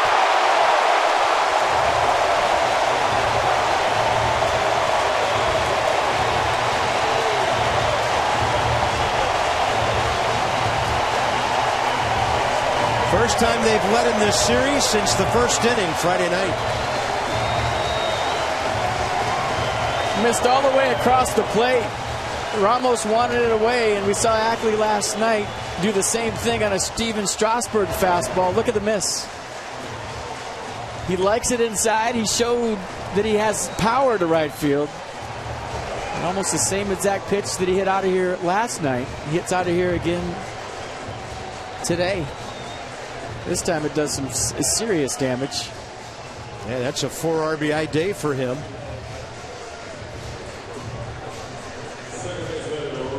Robinson Cano now in a 4-3 ball game. Well, this is the second inning in the last 3 where the Mariners have had 3 hits.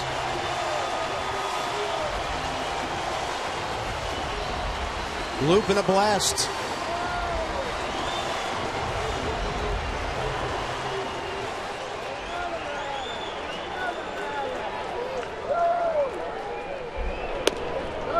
Yeah, I think you called it a couple of pitches early, Carp, when you said overthrow. Generally speaking, that's what happens. When you're set up away, you're really trying to throw your best fastball away, and what you do is you fly open, you yank it to the other side of the plate. And the hits keep on coming. There's Padnett Cano going the other way. Nats had retired him 7 times in a row before that base hit. That'll bring in Kendrys Morales.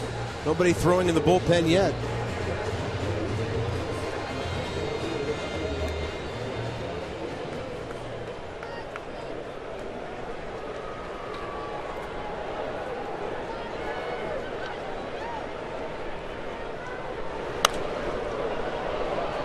Right now, some pretty comfortable swings by Seattle. Well, all of a sudden, Tanner's elevated. I don't know if he's hit the wall or maybe a mechanical flaw. Flying open a little too soon, but he's up.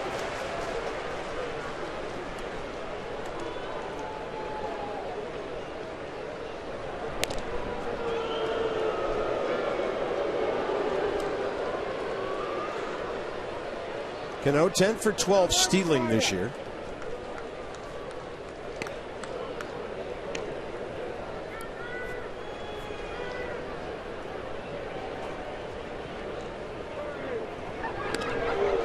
Craig Stammen just took his jacket off, and it looks like he's going to start throwing the Nats bullpen.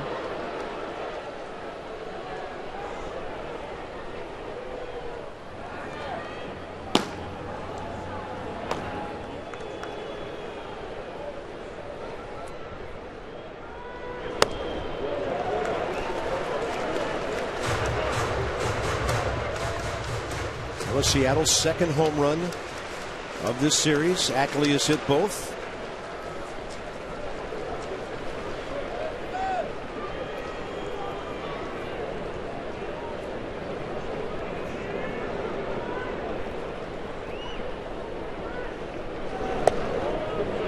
And 82 on the changeup outside, 2-1. Evan Gattis homered for the Braves right before that Ackley blast.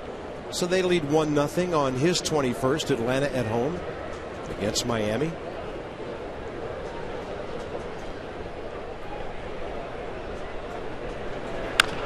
And a ball chopped right side. LaRoche cuts it off. Little double clutch, getting it out of his glove.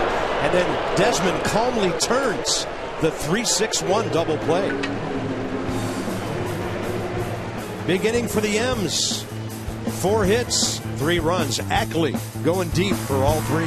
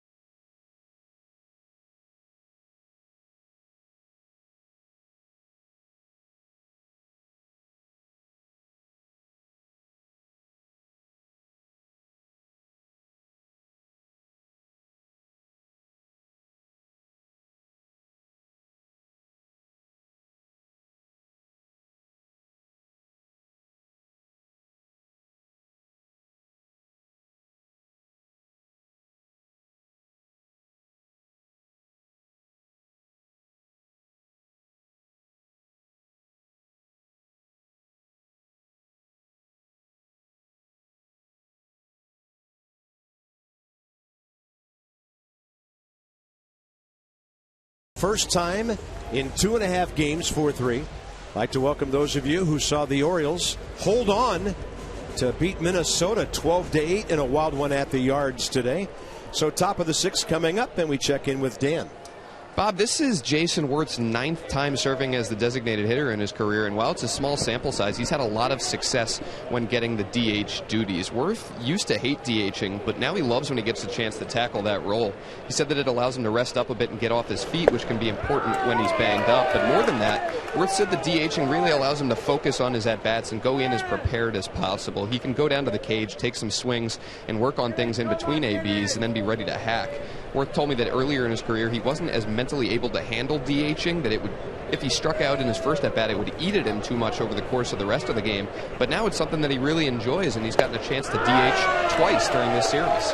Well, and that, P, you made the point last night. Because he took Friday night off in the field, he was able to make that spectacular play on Ackley's drive in the first inning last evening. Yeah, fresh legs, but, you know, as a young player, when you DH, you have, what, 40, 45 minutes to think about your at-bat. It's almost like pinch hitting 4 times. You don't feel like you're in the flow of the game. You go from 0 to 60 just stepping into the batter's box, and it's a tough adjustment if you've never done it before. You're giving a kid way too much time on his hands. Yeah. You beat yourself up mentally if you strike out or have a bad at-bat. Even if you have a good at-bat, you think about that too much. Whereas Wirth will take it, 2-2. Playing defense, you got to worry about making plays. Danny Farquhar.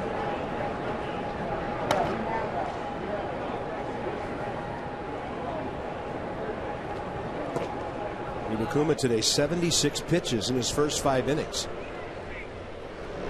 Let's see if the Nats can get a run right back. They've already done it today once. Had the lead at that time.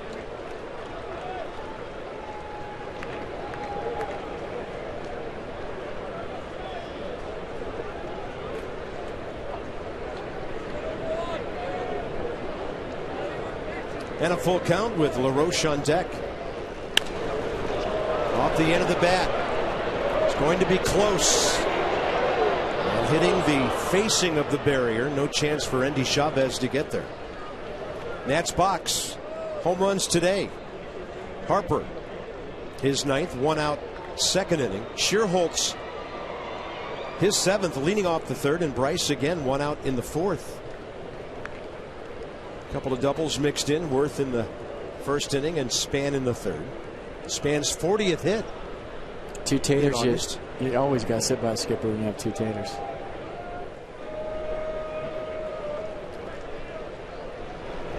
And Worth unable to reach the 92. That's as quick as we've seen Iwakuma all day. Strikeout number 6 on the Mercedes pitch track. Yeah, humped up right here. A little reach back fastball. A little cut to it actually as well.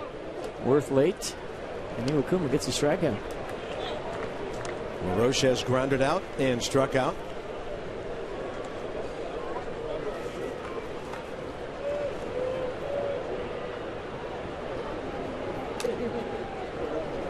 On the shift, third baseman Kyle Seager over to the right side of the infield with Brad Miller staying home at short.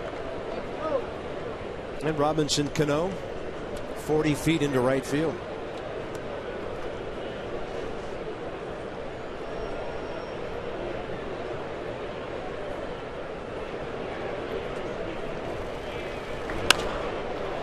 Into left center. Austin Jackson. I bet they'll communicate this time. They had one fall in last night that proved disastrous for them. So after today, here's our next 5. It's on to L.A. Gio and Roberto Hernandez. Yeah, the former Philly. Doug Fister, Clayton Kershaw Tuesday. Jordan Zimmerman, Dan Herron on Wednesday. Off day on Thursday. Then the Phils are in for the weekend. Special start time. Make a note of it a little earlier from the coast. At 8:10 Eastern tomorrow. And I'm sure guys will see that and say, oh great, Dodger Stadium at 5 o'clock in the afternoon. Desmond to short. We've had a momentum shift here in Seattle. The Nats go 1-2-3, and that's 8 in a row for Iwakuma as the Mariners lead it 4-3.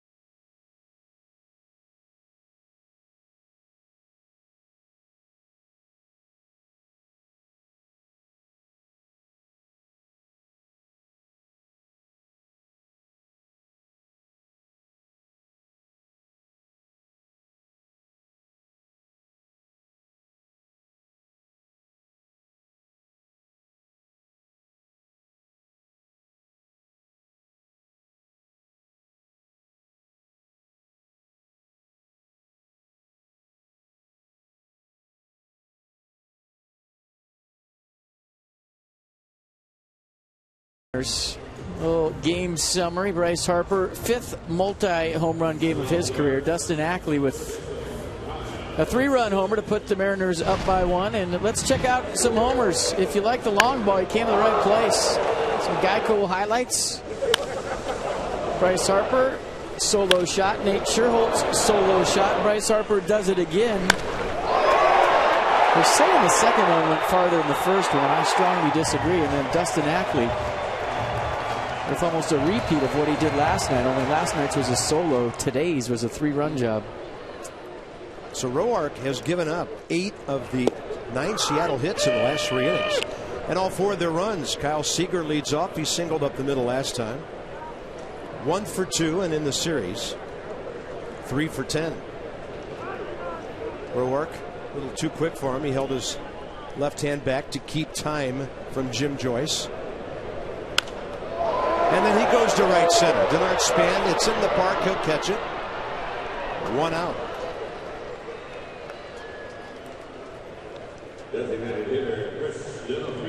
Best thing Roark could get would be a quick 6th. Get Harper, Ramos, and Cabrera up there. Potomac Nationals are in the Carolina League playoffs again. Northern Division's best record. They've earned home field through the first round, September 3rd through 5th.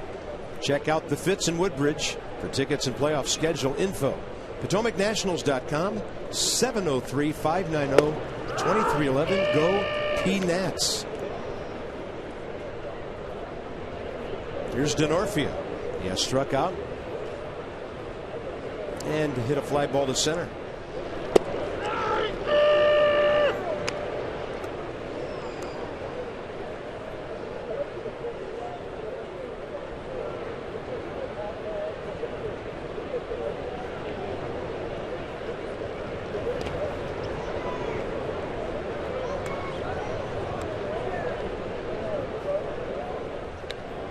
A-ball playoffs a little different than AAA. And AAA, yeah, they're all in. They want to win. There's no doubt about it. You work that hard to get there.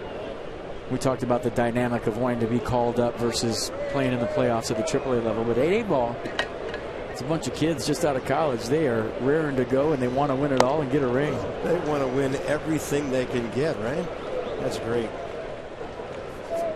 Third strikeout by Roark today. Denorfia twice. Nissan tracks it. Down the zone, making the adjustment. Was up last inning. Good sinker right there.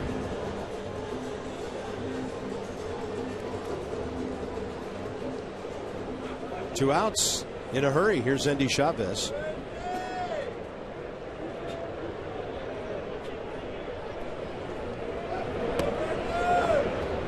Started to square around. Well, this is baseball for you. 198 hitter Brad Miller has started both of their run-scoring rallies today. 1 out doubled in the 3rd, 1 out single in the 5th, and the big blow, the Dustin Ackley home run.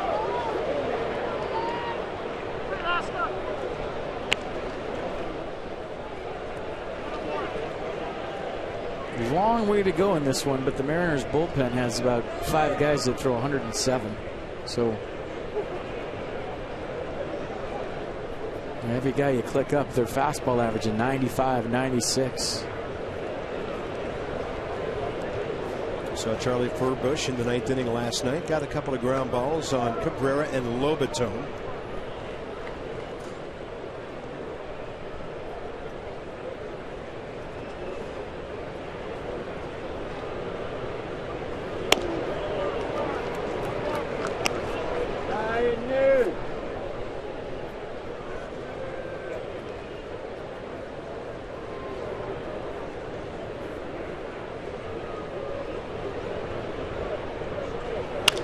Had him reaching. And a really good 6th inning for Tanner Roark.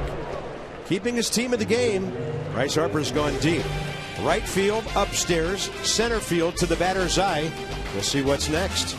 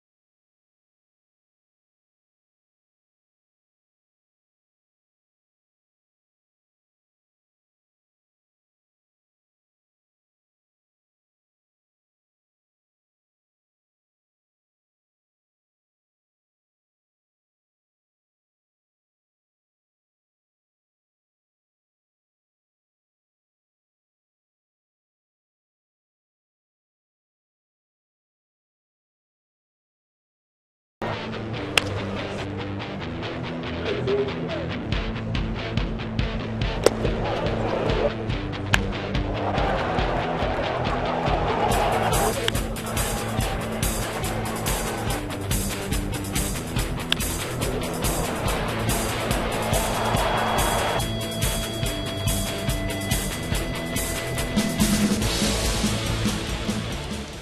a couple of home runs. It makes the other manager make a decision about his pitcher. As you go to the seventh, only 86 pitches for Iwakuma, but they come in now with the left-hander Charlie Furbush. Well, this move is all about Bryce. Iwakuma on cruise control after 6. Last time out, he only went 2 1/3 against the Red Sox. It's the first time in his career that he's pitched that few of innings. So Bryce with 2 home runs causes the Mariners to go to their bullpen, and the left-on-left matchup, and you see lefties hitting 257 against the fastball, slider, curveball change combination from Furbush. Honda brings you the interleague numbers for our due-up, 7th inning here. Harper, Ramos, Cabrera. So Bryce obviously adding on to his totals with all 3 of his homers here in Seattle. Well, you wanted one to left last time when he was trotting around the bases, and when you're facing a left-hander, that's exactly where you go.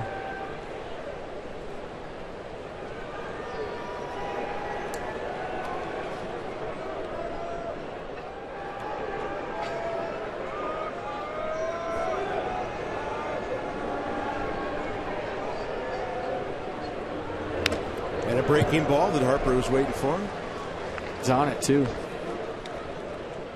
He wants it back.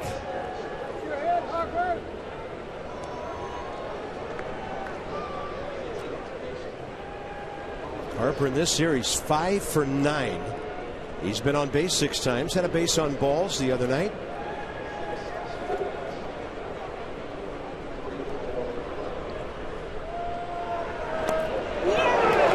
And Bryce trying not to step in the bucket.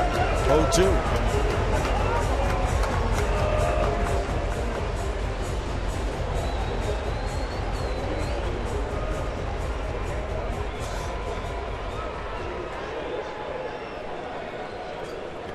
There you go. 5 out of 9.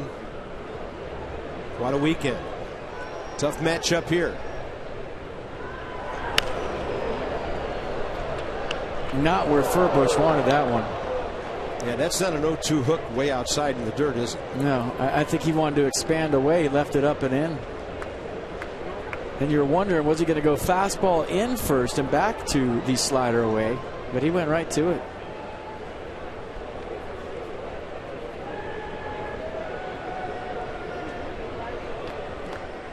Shook the slider, shook the curve. I think he wants the fastball in. Let's see what Zunino puts down. Well, going back to the slider.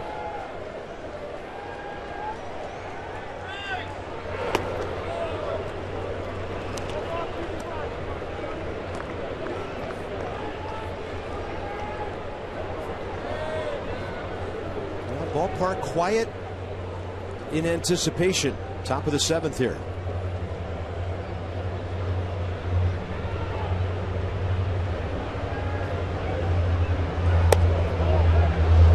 Really liking the 2-strike stance from Bryce Harper the last week or so. Whether this works out for him or not, at least he's thinking right. He's got the right approach. 1-run game. I got to lead this thing off and get on.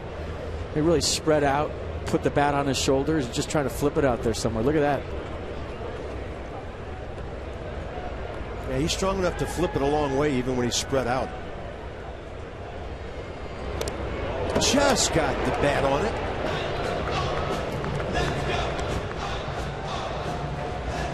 If you're wondering why hitters do that, it keeps your head still. It shortens your swing up. You don't have as much going on. We showed you the 2 home runs, big leg kick from Bryce today, and now he's going no stride, bat on his shoulder, and just trying to play pepper, not like Denard Span does with 2 strikes.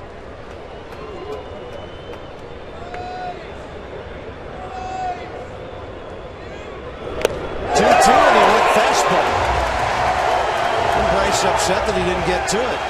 Well, he even made an adjustment from the last pitch to that one based on he thought he was going to get a fastball. He stood back up and he went leg kick. We'll show you the sequence.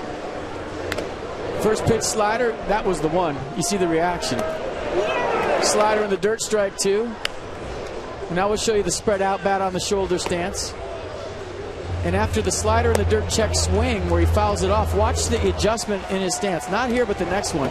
He goes back to, I'm getting a fastball, leg kick, and he tried to drive it out of here with 2 strikes. Well, Lloyd McClendon handling this like it was the 8th or the 9th inning. A one-batter situational appearance by Furbush, and it'll be Ramos and Cabrera next for the Nats.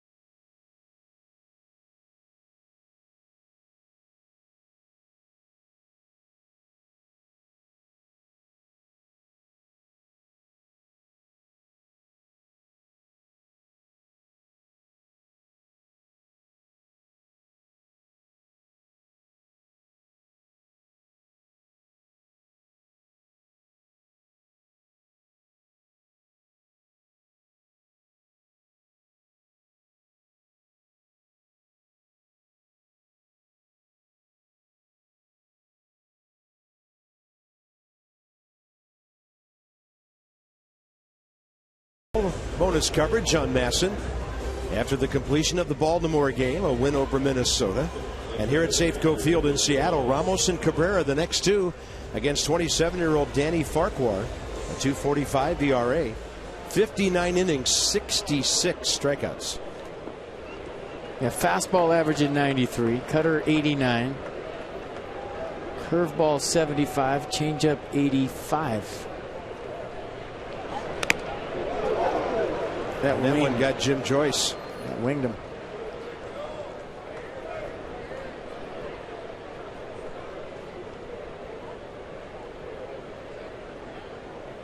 Now the catcher will give the umpire a little time by going to the mound and taking a stroll with his pitcher, much like umpires help out the catcher after they've taken a shot by maybe walking around slowly, dusting off home plate. He's feeling it.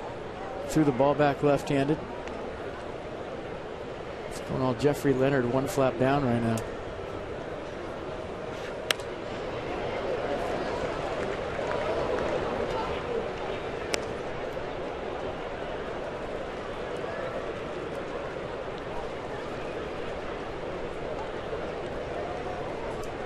Nationals bullpen continues to work. It appears Roark is done after 81 pitches. Ramos can't get it, but the ball gets away. He's going to have to hustle to make it. And he will. Nets get a big break on a breaking ball that went all the way to the backstop. Strikeout, wild pitch.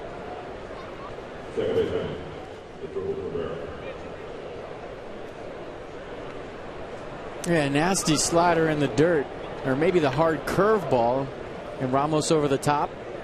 Long throw for Zunino, and it was closer than you thought it would be. And Nats will take the free base runner, down by 1. Here is Drupal Cabrera, who has faced Farquhar once in his career with a strikeout. Has Drupal 0 for 2 today, and in the series 1 for 10.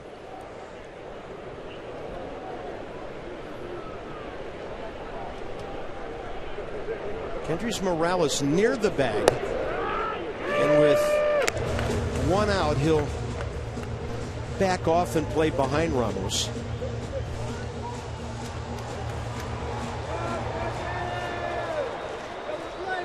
Drew Storen's been throwing for a while. and hitters coming up in the 7th that Roark struggled against. In the dirt, 1-1.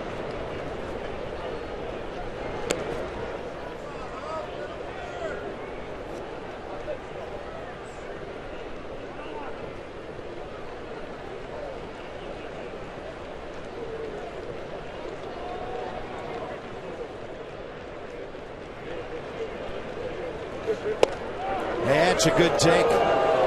That ball cutting inside just under his hands.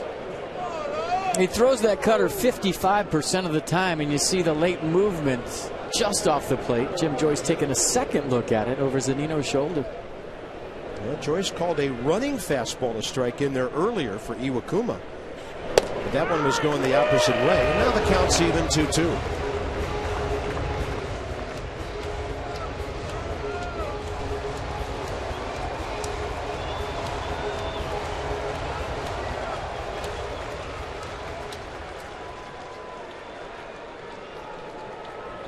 Nats haven't had a hit since the Harper homer in the 4th.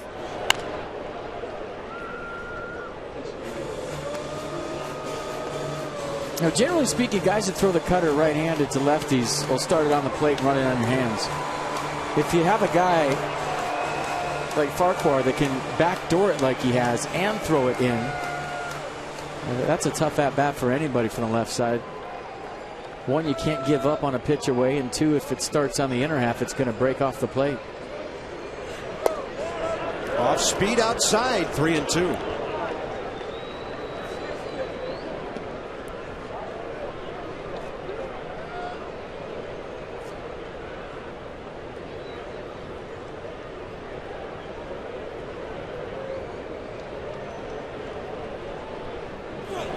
And with the runner holding, a base on balls, and the Nats have 2 runners without making contact here. With Nate Schierholtz coming up. Matt Williams thinks about pinch running for Wilson Ramos here with Danny Espinosa. I see Espinosa moving around the dugout. It's going to take more than a single to score Ramos, and you're down by 1 in the 7th. Here he comes. And here comes Espinosa. It's a good move. Yeah, that changes everything now.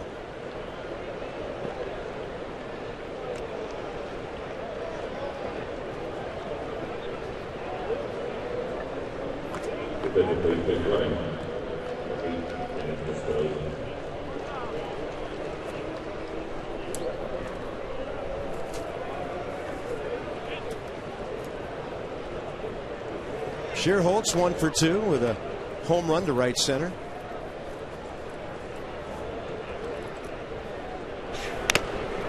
And that takes the mask right off of Mike Zunino. Well, he's on that. Right on that. We got the fastball 90 right where he was looking. Oh, and he wants it back. Right down the middle.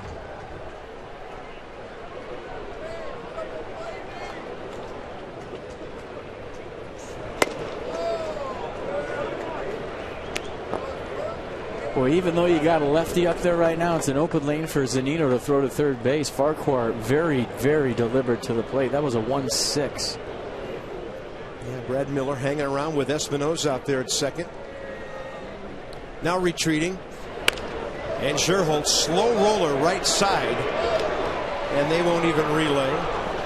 Danny Espinosa was careful not to round third too far. And it'll be a corner situation for Denard Span with 2 outs.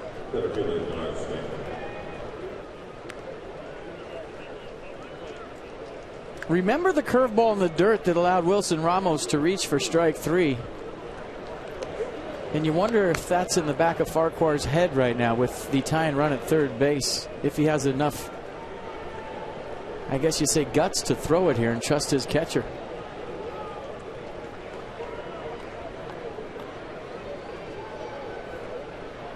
Span 1 for 3 with a double. High in the zone. 89 cutting back in.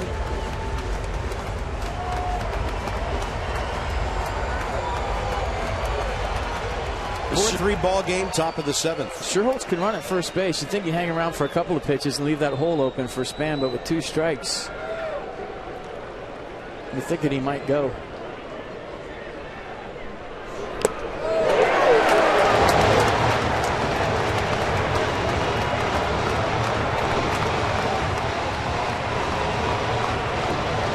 Crowd of 26,221. Making some noise on strike 2. This has been a 1-4 homestand for the Mariners. They're about to head to Oakland. I know they feel they need this one today. That's up and away.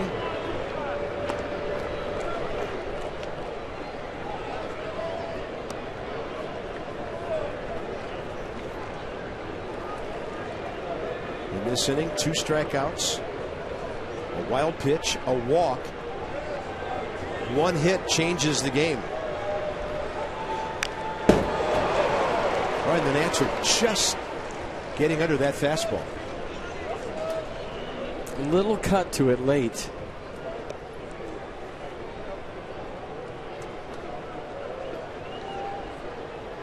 And you notice he hasn't thrown the curveball yet.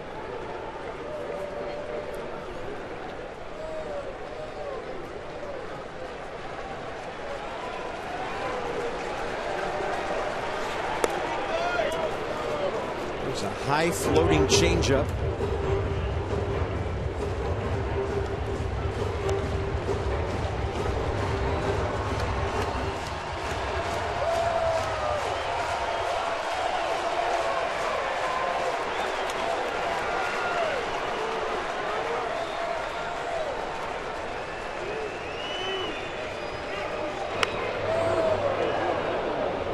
Tell you what, Denard loves these situations, especially with 2 strikes. This is when he gets even better, spreading out, barrel the baseball, not trying to do anything spectacular, just put the ball in play.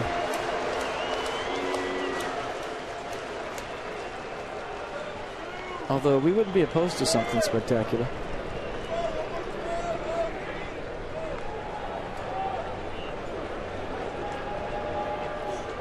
Span a bouncer, right side, and to the bag himself, Morales. The Nats still hitless since the 4th inning. It's our Hyundai 7th inning stretch from Seattle. 2 runners stranded. Nationals have left Ford today. Had a gorgeous day along the Puget Sound and Lake Washington. Right now it's 4-3 Mariners.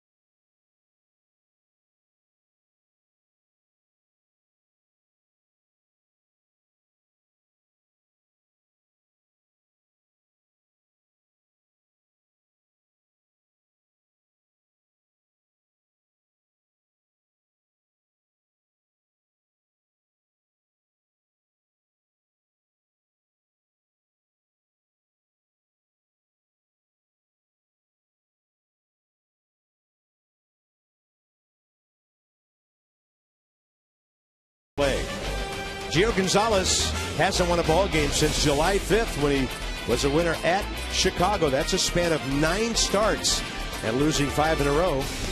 And the Nats will be opposed by Roberto Hernandez, formerly Fausto Carmona, formerly Philadelphia Phillies. They've seen him a couple of times this year. 7:30 Nats Extra on Masson. First pitch just after 8 o'clock Eastern tomorrow night.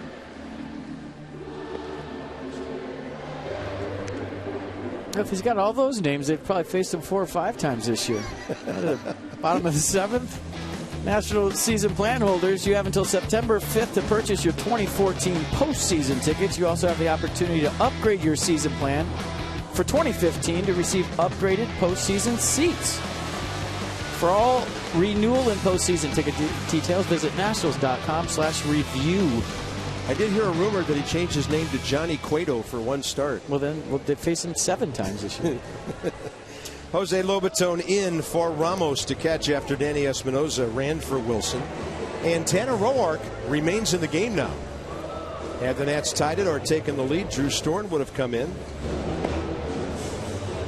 So Roark and the pitch count really not a problem at this point of the game. 81 total with 54 strikes. First sign of trouble, Jerry Blevins. And maybe the trouble's in the on-deck circle. So maybe Blevins warming up for Brad Miller, who's next. Well, the big thorn in the side today, along with Ackley. 3 of the next 4 hitters are left-handed, so that would make sense. Yeah, so maybe a one-hitter continuation for Roark here. Mike Zunino has flied to left and to center.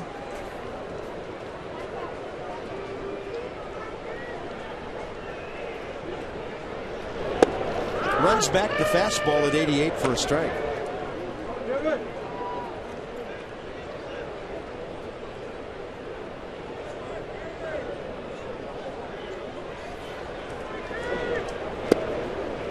Nice slider. Late break on that. And battling, fighting, competing, trying to keep this a 1-run game.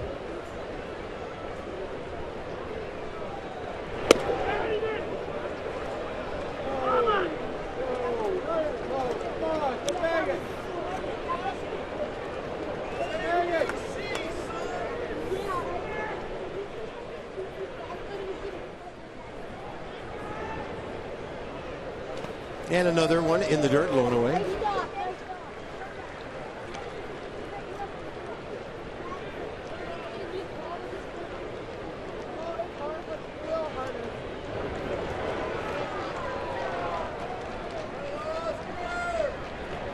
And a 2-2 is a swing and a miss on a breaking ball in the dirt. We'll see if Tanner Roark stays in. That's his 4th strikeout of the day. Matt Williams just reloaded on seeds on the bench. He's staying in. Yeah.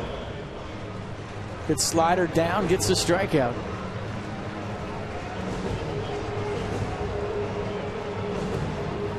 And this is the guy that's, besides Dustin Ackley, handled them the best today. Yeah, as mentioned, Brad Miller came in today batting a .198. 3rd inning double to right center, scored on the Ackley hit. 5th inning, single to left, scored on the Ackley 3-run homer. Face these American League teams, there's no pitcher in the 9-hole. So today it's almost been like Miller's the leadoff guy and Ackley's batting 3rd. Using that number 9 guy to get on base and start some rallies.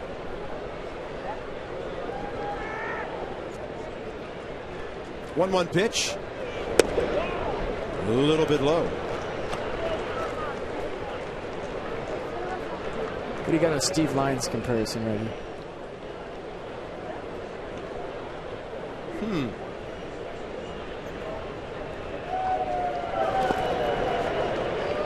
Well, when he's been the first, he stayed fully clothed.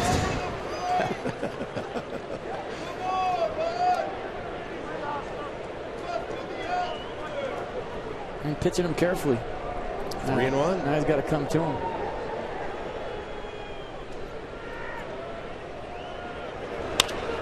And Miller's 3 for 3.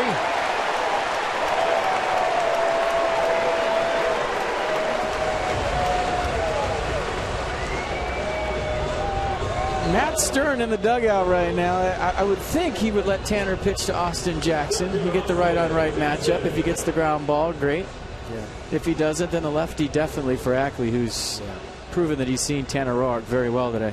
Yeah, it's interesting that Miller probably in the lineup today because Chris Taylor is 1 for 7 in this series.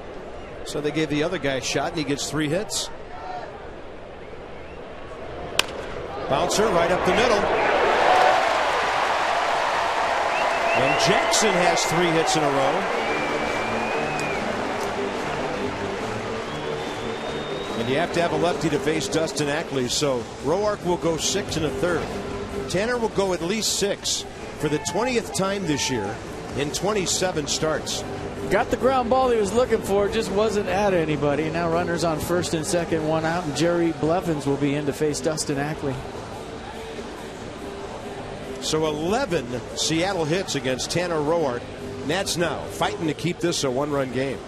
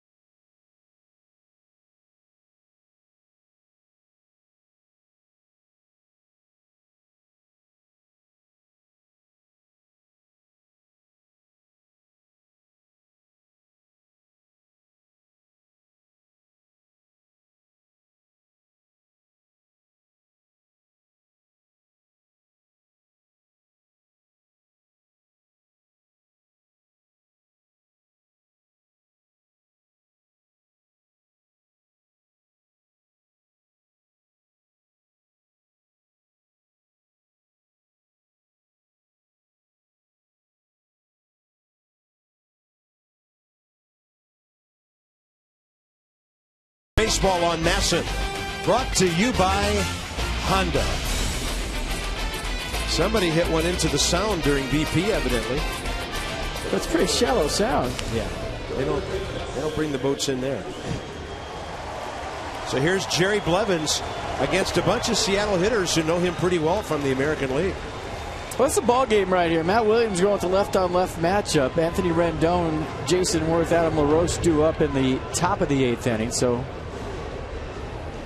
Matt going with the left-on-left matchup, and Jerry has been good against lefties all season long. There's some history there as he pitched to the American League West for a long time. Ackley 1 for 6 career against him with a double and 2 strikeouts.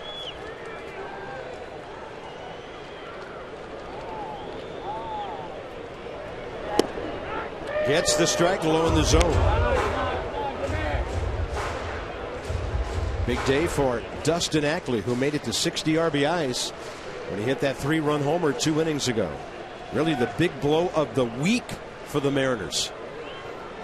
As I mentioned, losing 4 out of 5 so far on this homestand.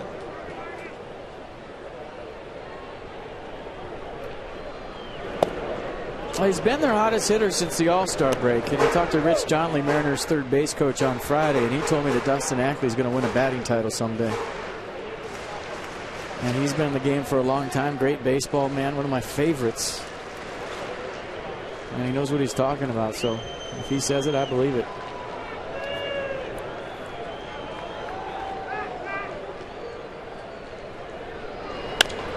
And a flare to left. It'll hang up for Bryce Harper. Bryce able to get there on the run for a big second out. So that's 1 for 7 career, and that's what Robinson Cano is against Blevins as he steps in. I'm trying to get even bigger. Third out right here in Cano.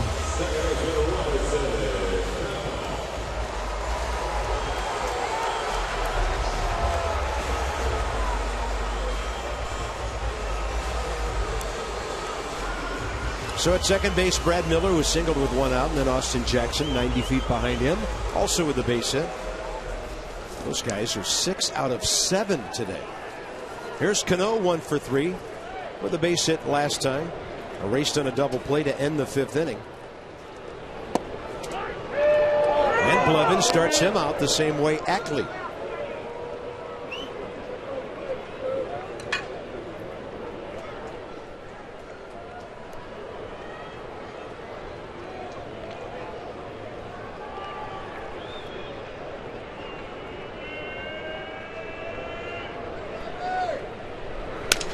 That's a busted bat. Adam LaRoche will do it himself, and Jerry Blevins comes in to do one of his best situational jobs of the year against two good left-handed batters.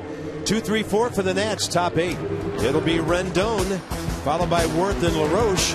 Anthony hitless today. Almost had one out of here early in the game. He's had a big weekend. Plenty of time left in this one.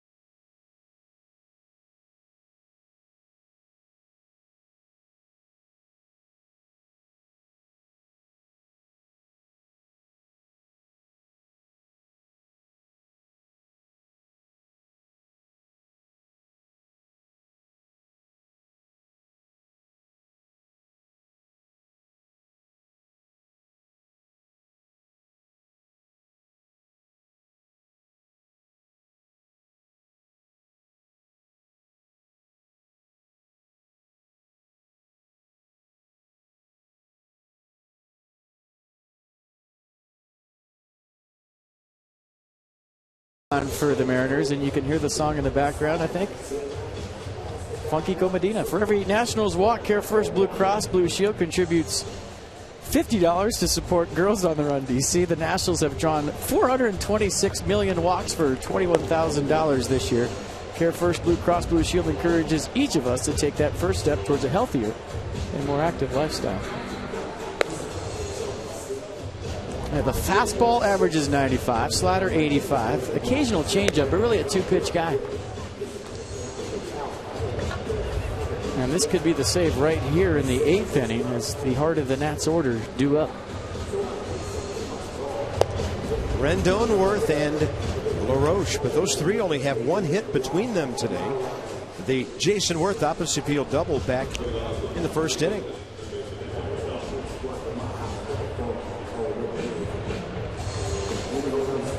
Rendon pinned Jackson up against the right center field wall with a drive his second time up. Anthony in the series still 5 for 11. And everybody due up in this frame facing the 26-year-old right-hander for the first time.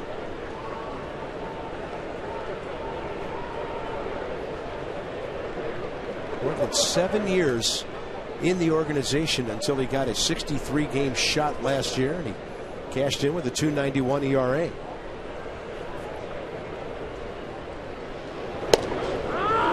'96. Inside the numbers. 2.41 their bullpen ERA. It was 2.37 when the Nats came to town, so they raised it a bit.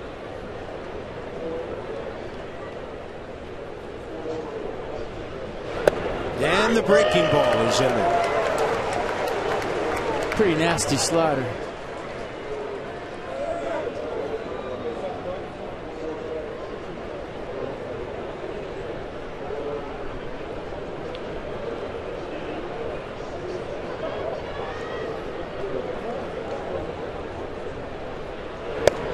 Got him again.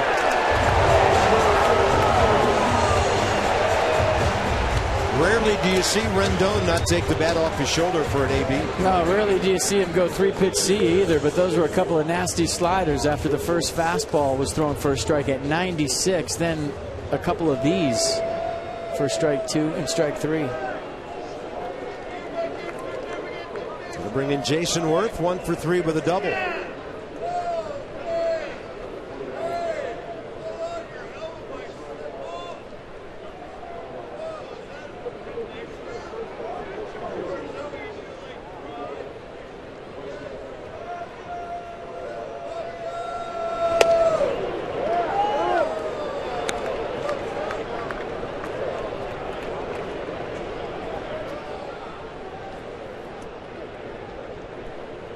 Along with Wilson Ramos, Worth, the Nats' primary interleague home run guy lately. 4 of his last 5 games coming in. And this one popped up over by the Mariners dugout. It stays in. Morales makes the catch.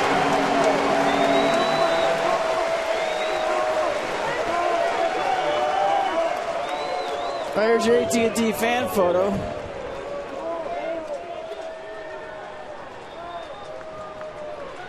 A couple of natty dudes at the yard dressed in red. Having a great time.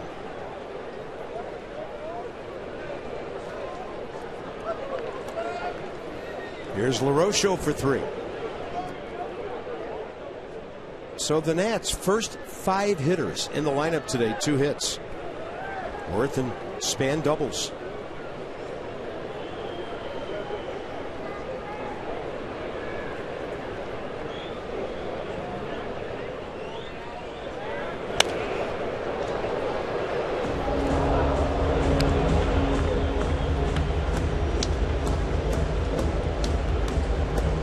Good game plan by the Nats after Rendon was that bad. They saw the 2 sliders to Anthony, and Jason and Adam saying we're not getting to that pitch, and they're looking for that first fastball, hunting it.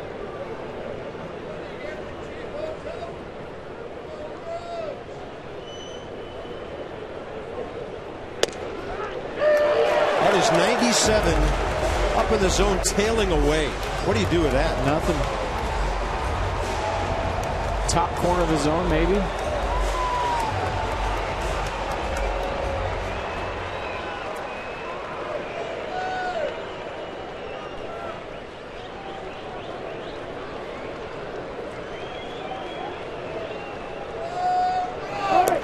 And he goes with that breaking ball.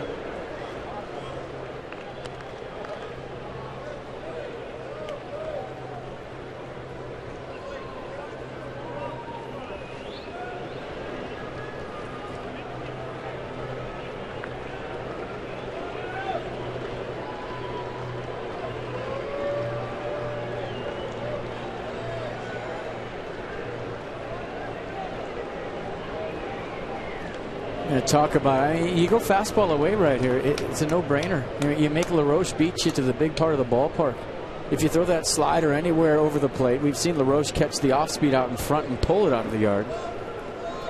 So even though you throw 97, 98, probably try to throw that same pitch you would think for strike 2. It's a tough pitch to hit out.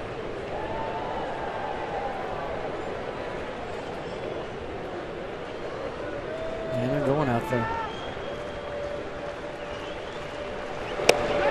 He made an offer. It looked like he held. Medina was about 4 steps toward the dugout, but that did not look like a swing. Nope. Somewhere in the Mariners dugout, Kristen Orphy is saying, really? Because he did the exact same thing and it was called a strike. 4-3 ball game, 2 outs. Top of the 8th.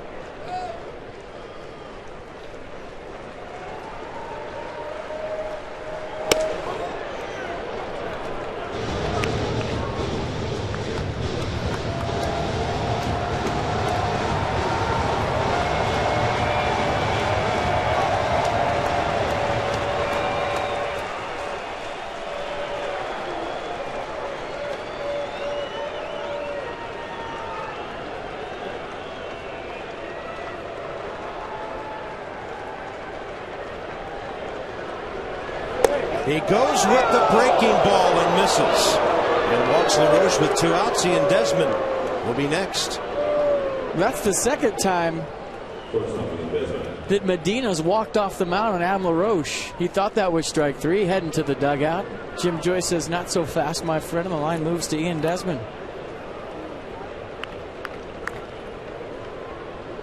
Well, good fastball hitter. Good first ball fastball hitter. See what Zunino calls here.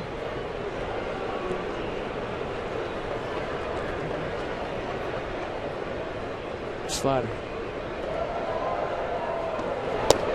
And a good take by Ian Desmond to get the count in his favor.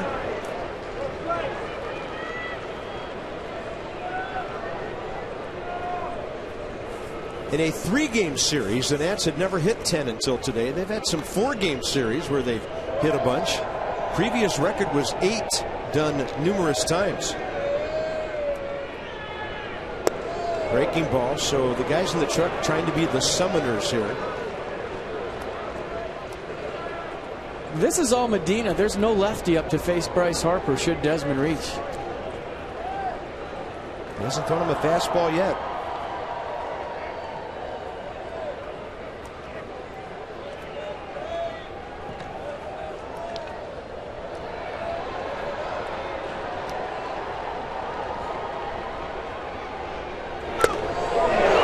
Did that time.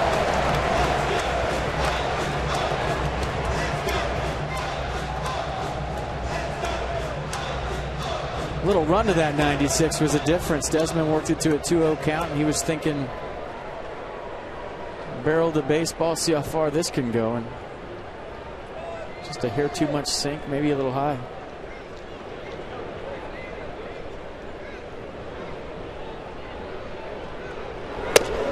Way inside, right by Desmond's left sleeve, and the count goes 3-1. I'd say this ballpark would be buzzing if the guy on deck makes it into the box. So will the booth. Tying runs aboard, top of the 8th.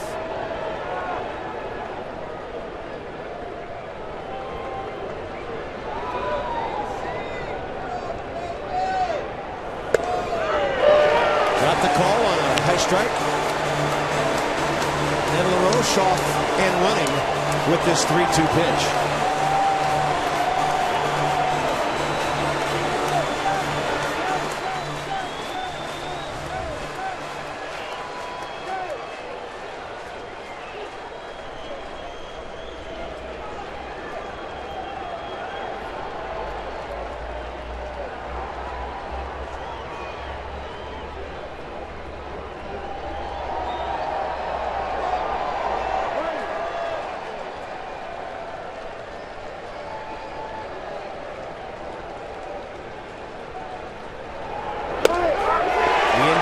Takes strike 3 right in there at 97.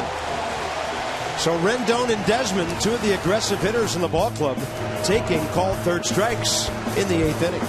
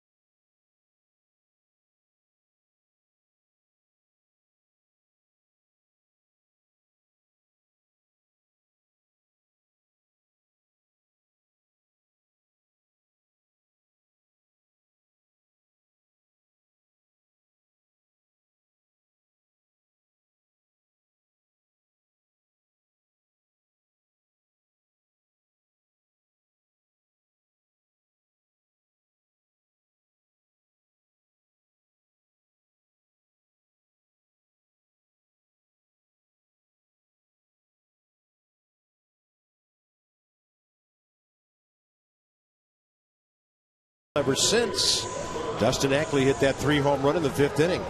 There's a Labor Day sale. Save 50% and get an MLB.com at Bat Premium for only $4.99.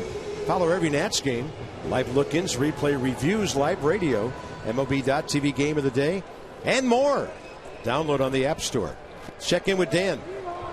Bob, the travel schedule is an issue that all Major League Baseball teams have to deal with over the course of a season, but no team has to deal with it more than the Seattle Mariners. Over the course of this year, the Mariners are going to travel a ridiculous 51,540 miles, which is 20 to 30,000 more than any other Major League team.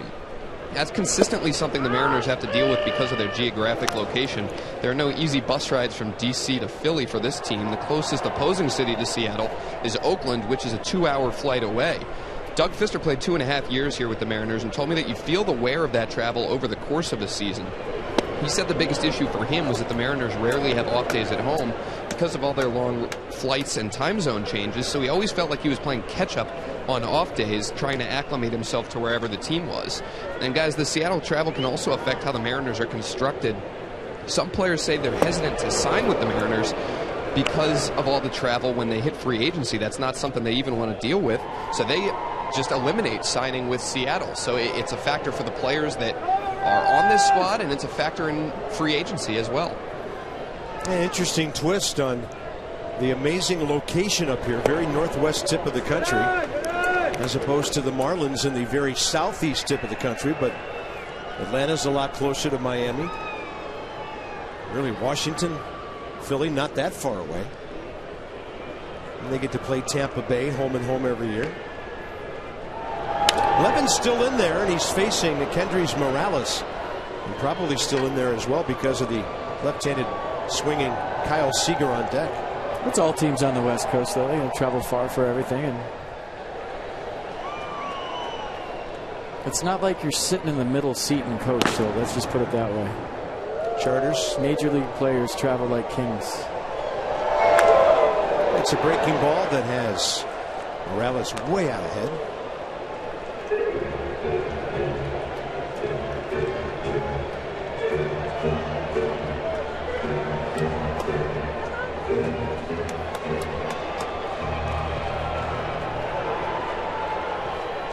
Well, I know how to solve that problem. The free agents don't want to come here for the travel. Give them the miles. They're making $15 million a year. They don't need miles. Everybody needs free air travel. Oh yes, I'll take that cosmetic kit for 3,000 points. Thanks.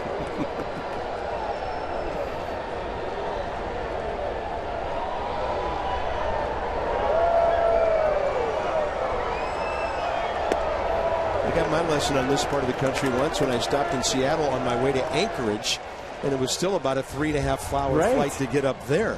You know, you think if you're in Seattle, quick hop to Alaska. Right. Doesn't exactly work that way.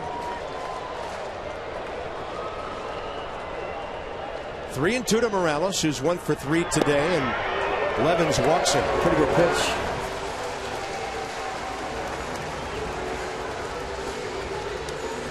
So a 9-pitch AB. How close was this?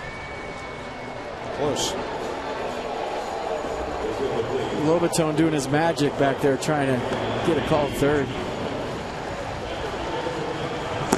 So James Jones, who can fly, absolutely fly, is the pinch runner.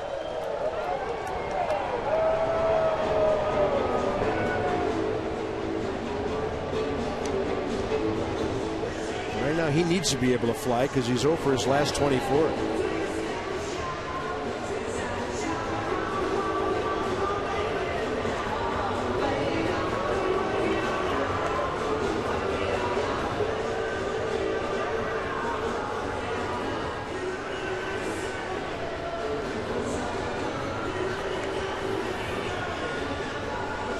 I think they're talking about, you know, obviously Jones on first base and he can fly. Want to keep him close. Maybe a little strategy on how to pitch Seager, but I think more than anything, that was a stall move by Steve McCatty to get Craig Stammen fully locked and loaded for DeNorfia on deck. Seager, by the way, 2 for 11 career against Blevins with a double. I also noticed that McCatty had a word for Jim Joyce. Maybe wanted to give the umpire a chance to explain ball forward to the pitching coach. I think he thought that was good enough to be a strike. Nobody out, and that'll help. Out goes Cabrera. In comes Shearholtz, and Nate has it for the first out. So before Jones could even think about stealing, they make it out. Watching Matt Williams having a long talk with Steve McCaddy, thinking about this right here. DC area Toyota dealers want to help children and their families by making a donation of $37 to the Children's Inn at NIH for every strikeout by a Nats pitcher this season, and they've made their decision, and here comes the skipper. So Blevins are going inning. Give up a walk.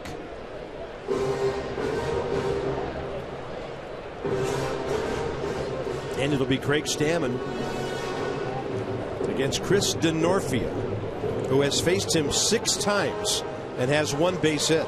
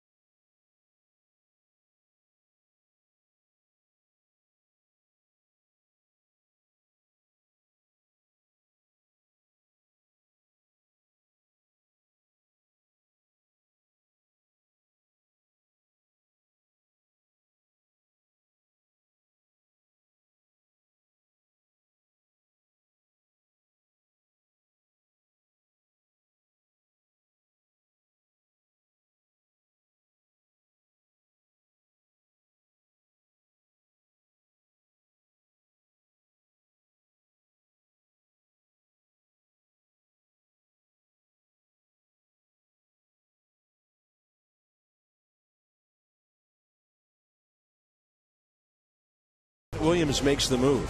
Chris Denorfia coming in. 1 for 6 career against Craig Stammen. And there's Craig's repertoire. I think we know the fastball slider combination by now. But FP, a lot of things go into that decision. Left-handed pitcher, looking at the runner, righty's not. How good is your move? How good is your right-hander at holding guys on? Well, it depends if you want the batter, you want the runner. And I think the reason Matt Williams was talking to Randy Norris so long before he made that decision was he was asking, do we keep Blevins in to face the right-hander and keep Jones, who flies close to first with the left-handed move, or do we want the ground ball from Denorfia with Stammen? And if Jones steals second, we don't care. And Matt Williams did a great job of bringing in Jerry Blevins at the right time today. And Blevins had a great outing, and now he brings in Stammen, but it may give Jones the opportunity to steal here quick, and he was leaning. Yeah, so with that in mind, Craig, a throw over. It's the old, do you want to get the hitter? Jerry Blevins obviously better against lefties than he is righties, or do you want to keep the runner close at first base? A really tough decision for Williams. But I think he wants the ground ball from Denorfia and obviously keep Jones close at first. And he's off to the races. He got some kind of jump. Wow. And he is back at first. He called time right in time. Yeah, time had been given. Did look kind of funny with the guy stealing and nobody covering. So do you pitch out? Well, I think you throw over one more time. If he leans again on the throw over, then you may pitch out.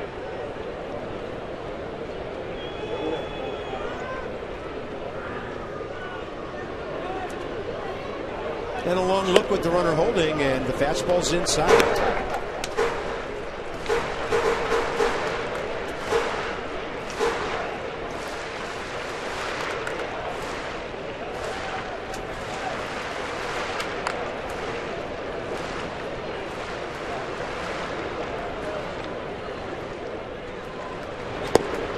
There's the Stammen slider. Bread and butter pitch for getting a ground ball sometime during an AB. And he quick pitched Jones at first. Jones couldn't get into his lead. Sped up his delivery, got it and went. Jones wanted to steal, but he couldn't because Stammen's varying his times. Big lean right there. He was going. I love this part of the game. I'm watching Randy Knorr relay signs to Jose Lobaton. One-run game. You got a plus runner at first base. The strategy involved of keeping him close and still making your pitch to keep the double play in order. I just love this in a one-run game. This is good stuff.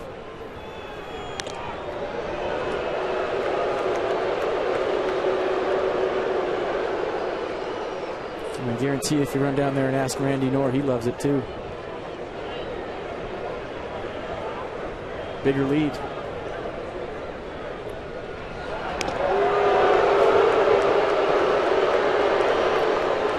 I'm pretty sure that between Roark and Stammen, that's about a dozen throwovers today. Well, the dilemma here for Williams is if you pitch out in a 1-1 count, he's not going. Now you're setting up a hit and run. DeNorfia as good as it gets with hitting behind the runner. You got a strike throw on the mound, a good runner, so you're playing right in to McClendon's hands right here if you pitch out. Jones, by the way, 20 for 21 stealing. There he goes. Pitches a strike, and something happened with Lobaton, unable to get a grip on the ball evidently. Looked like he got a fastball to handle. Great jump. Nothing you could do. Even if he throws that, he's safe. That base was stolen flat out. Got the strike, and now you concentrate on the hitter, but you also have to hold him close at second. Don't let him steal third. Yeah, looks like Jose just decided to shut it down. Not a bad decision. Probably didn't have a grip. So it's 1 ball, 2 strikes.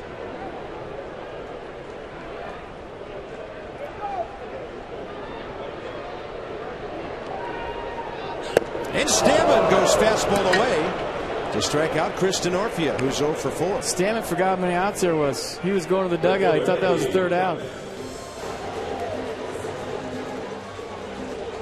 Great pitch. Ian Desmond had come calm him down right here, but he thought he was out of the inning. Watch.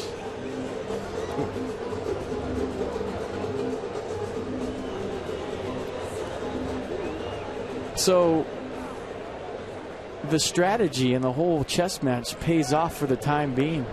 Matt Williams choosing not to pitch out on a 1-1 count. Took the strike to get it to a 1-2 count. Go ahead, steal second. And he took care of the hitter. That's why he brought Stammen in.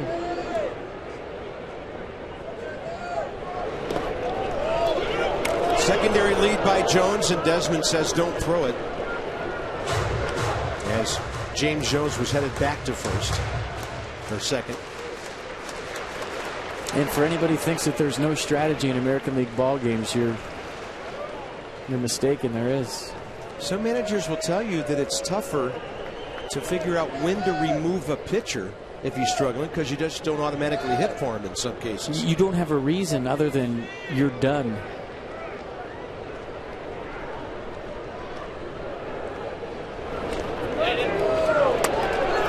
I talked to Bob Guerin. That's a swing, by the way.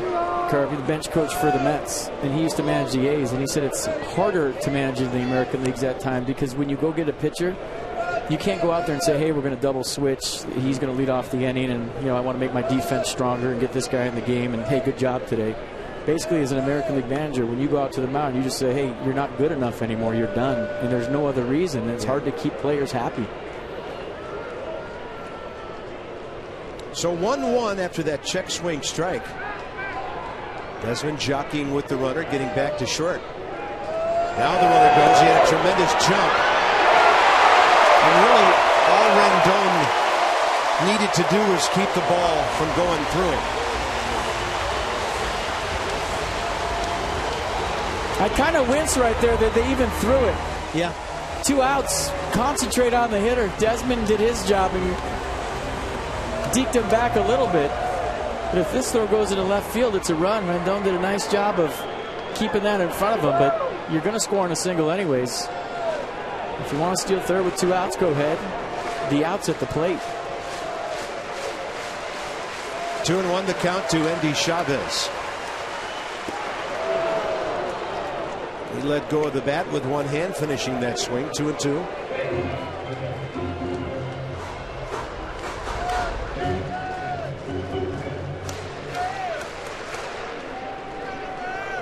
And with 2 home runs leading off the top of the 9th, this becomes a big pitch.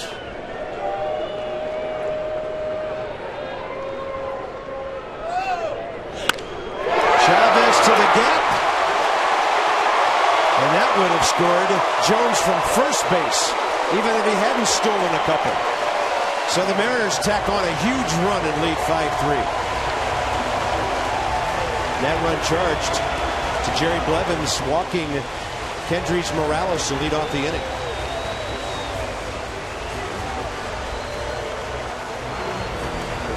Yeah, fastball up, Chavez on it. And maybe, I was wrong about Jones stealing third base with 2 outs. That might have taken the slider away from Craig Stammen. He threw the fastball and didn't want to bounce the slider, and it went for a double. I thought for sure they were going slider at the back knee. That's usually what Craig does with 2 strikes. Here's the catcher, Zunino, 0 for 3.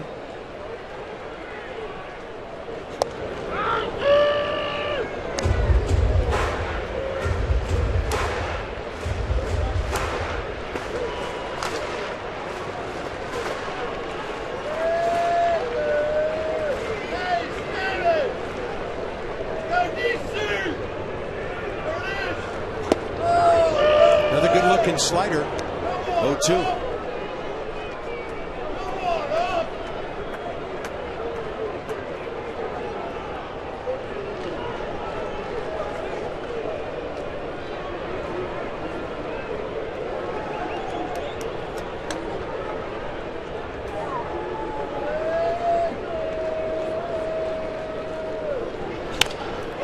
And Desmond's finally going to get one he can grab. Seattle will settle for a run. Bryce Harper has homered twice today. Then Lobaton and Cabrera. Fernando Rodney coming in.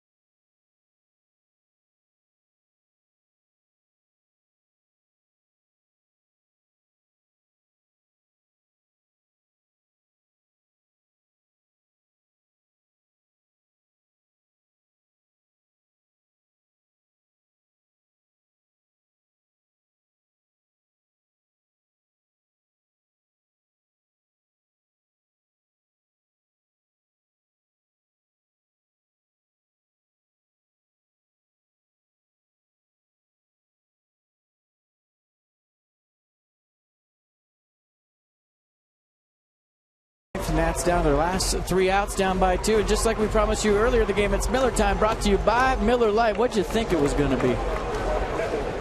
Bryce Harper, first time up, top of the second. Off the restaurante and right, and then goes straightaway center, second time up in the 4th. I think the second one unofficially further than the first, but the first was just stopped by some glass. Nationals got a look at Fernando Rodney Friday night when he came in a mop-up situation. The Nats got a run off him with a couple of hits. He threw 26 pitches. Logan Morrison in to play first base here after they ran for Kendrys Morales. So here's Rodney, who has saved 38 out of 41 opportunities. Fastball, mid-90s, and changeup. One of the better changeups in baseball, and they got a sneak peek at him the other night. We'll see if that comes into effect.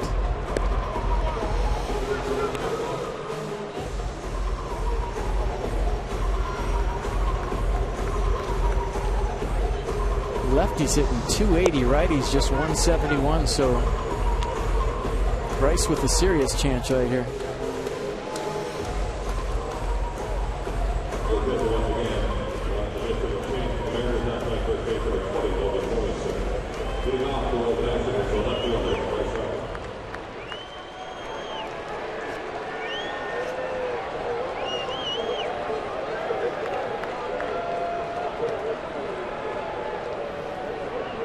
Bryce Harper was on deck when Rodney got the last out of the 9th inning on Friday, so facing him for the first time.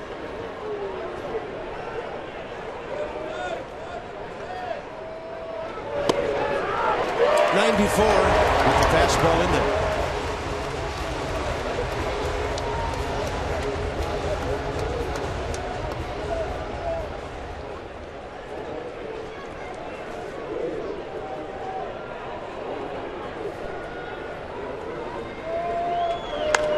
And Harper hooks one way foul.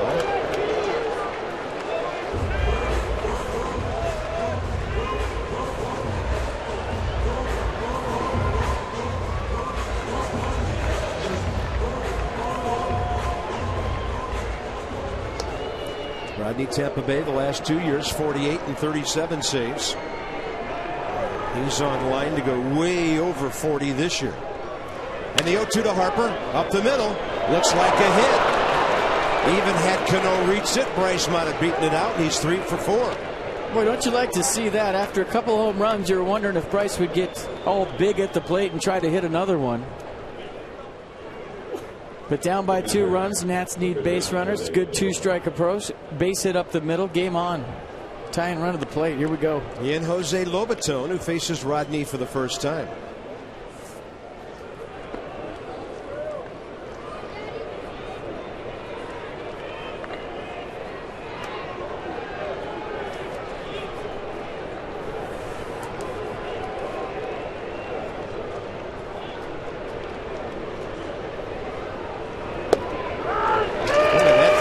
Direction. That looked like a right-handed screwball. When he comes set out of the stretch and his hat the way it is, it almost looks like he's looking right at Bryce Harper when he's looking at the plate. Is he looking at me?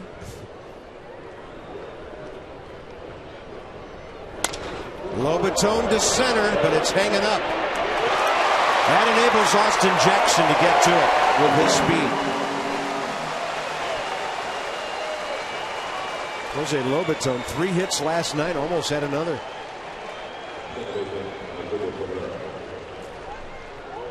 Next up, Cabrera.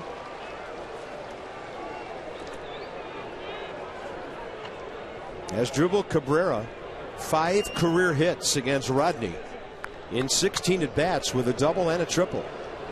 And a pair of base on balls.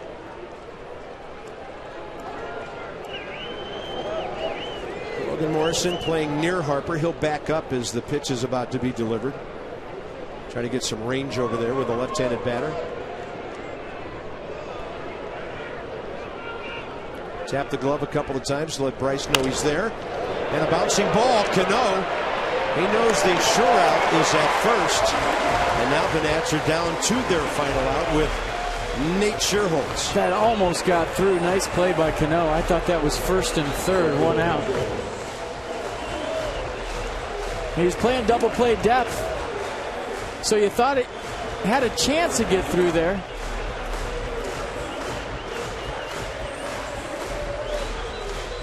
This is some pretty good defensive second baseman this year. I don't know that I've seen one better than Cano. He's the smoothest we've seen. There's no doubt about that. Final check of the scoreboard. It's still Braves 1-0 in the 7th inning at home over Miami. Nate Scherholtz facing Rodney, first time ever. 1 for 3 today with a home run. And the changeup floats upstairs.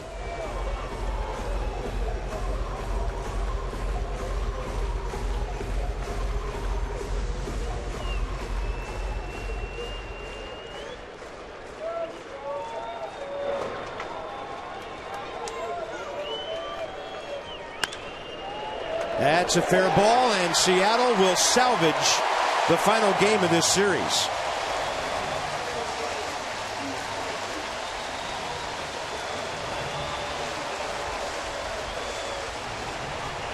So in 2 hours and 57 minutes, Seattle holds on to win it. The big blow of the day, the 3-run 5th inning homer by Dustin Ackley. It's still a good weekend for the Nats. We've got more from Seattle coming up.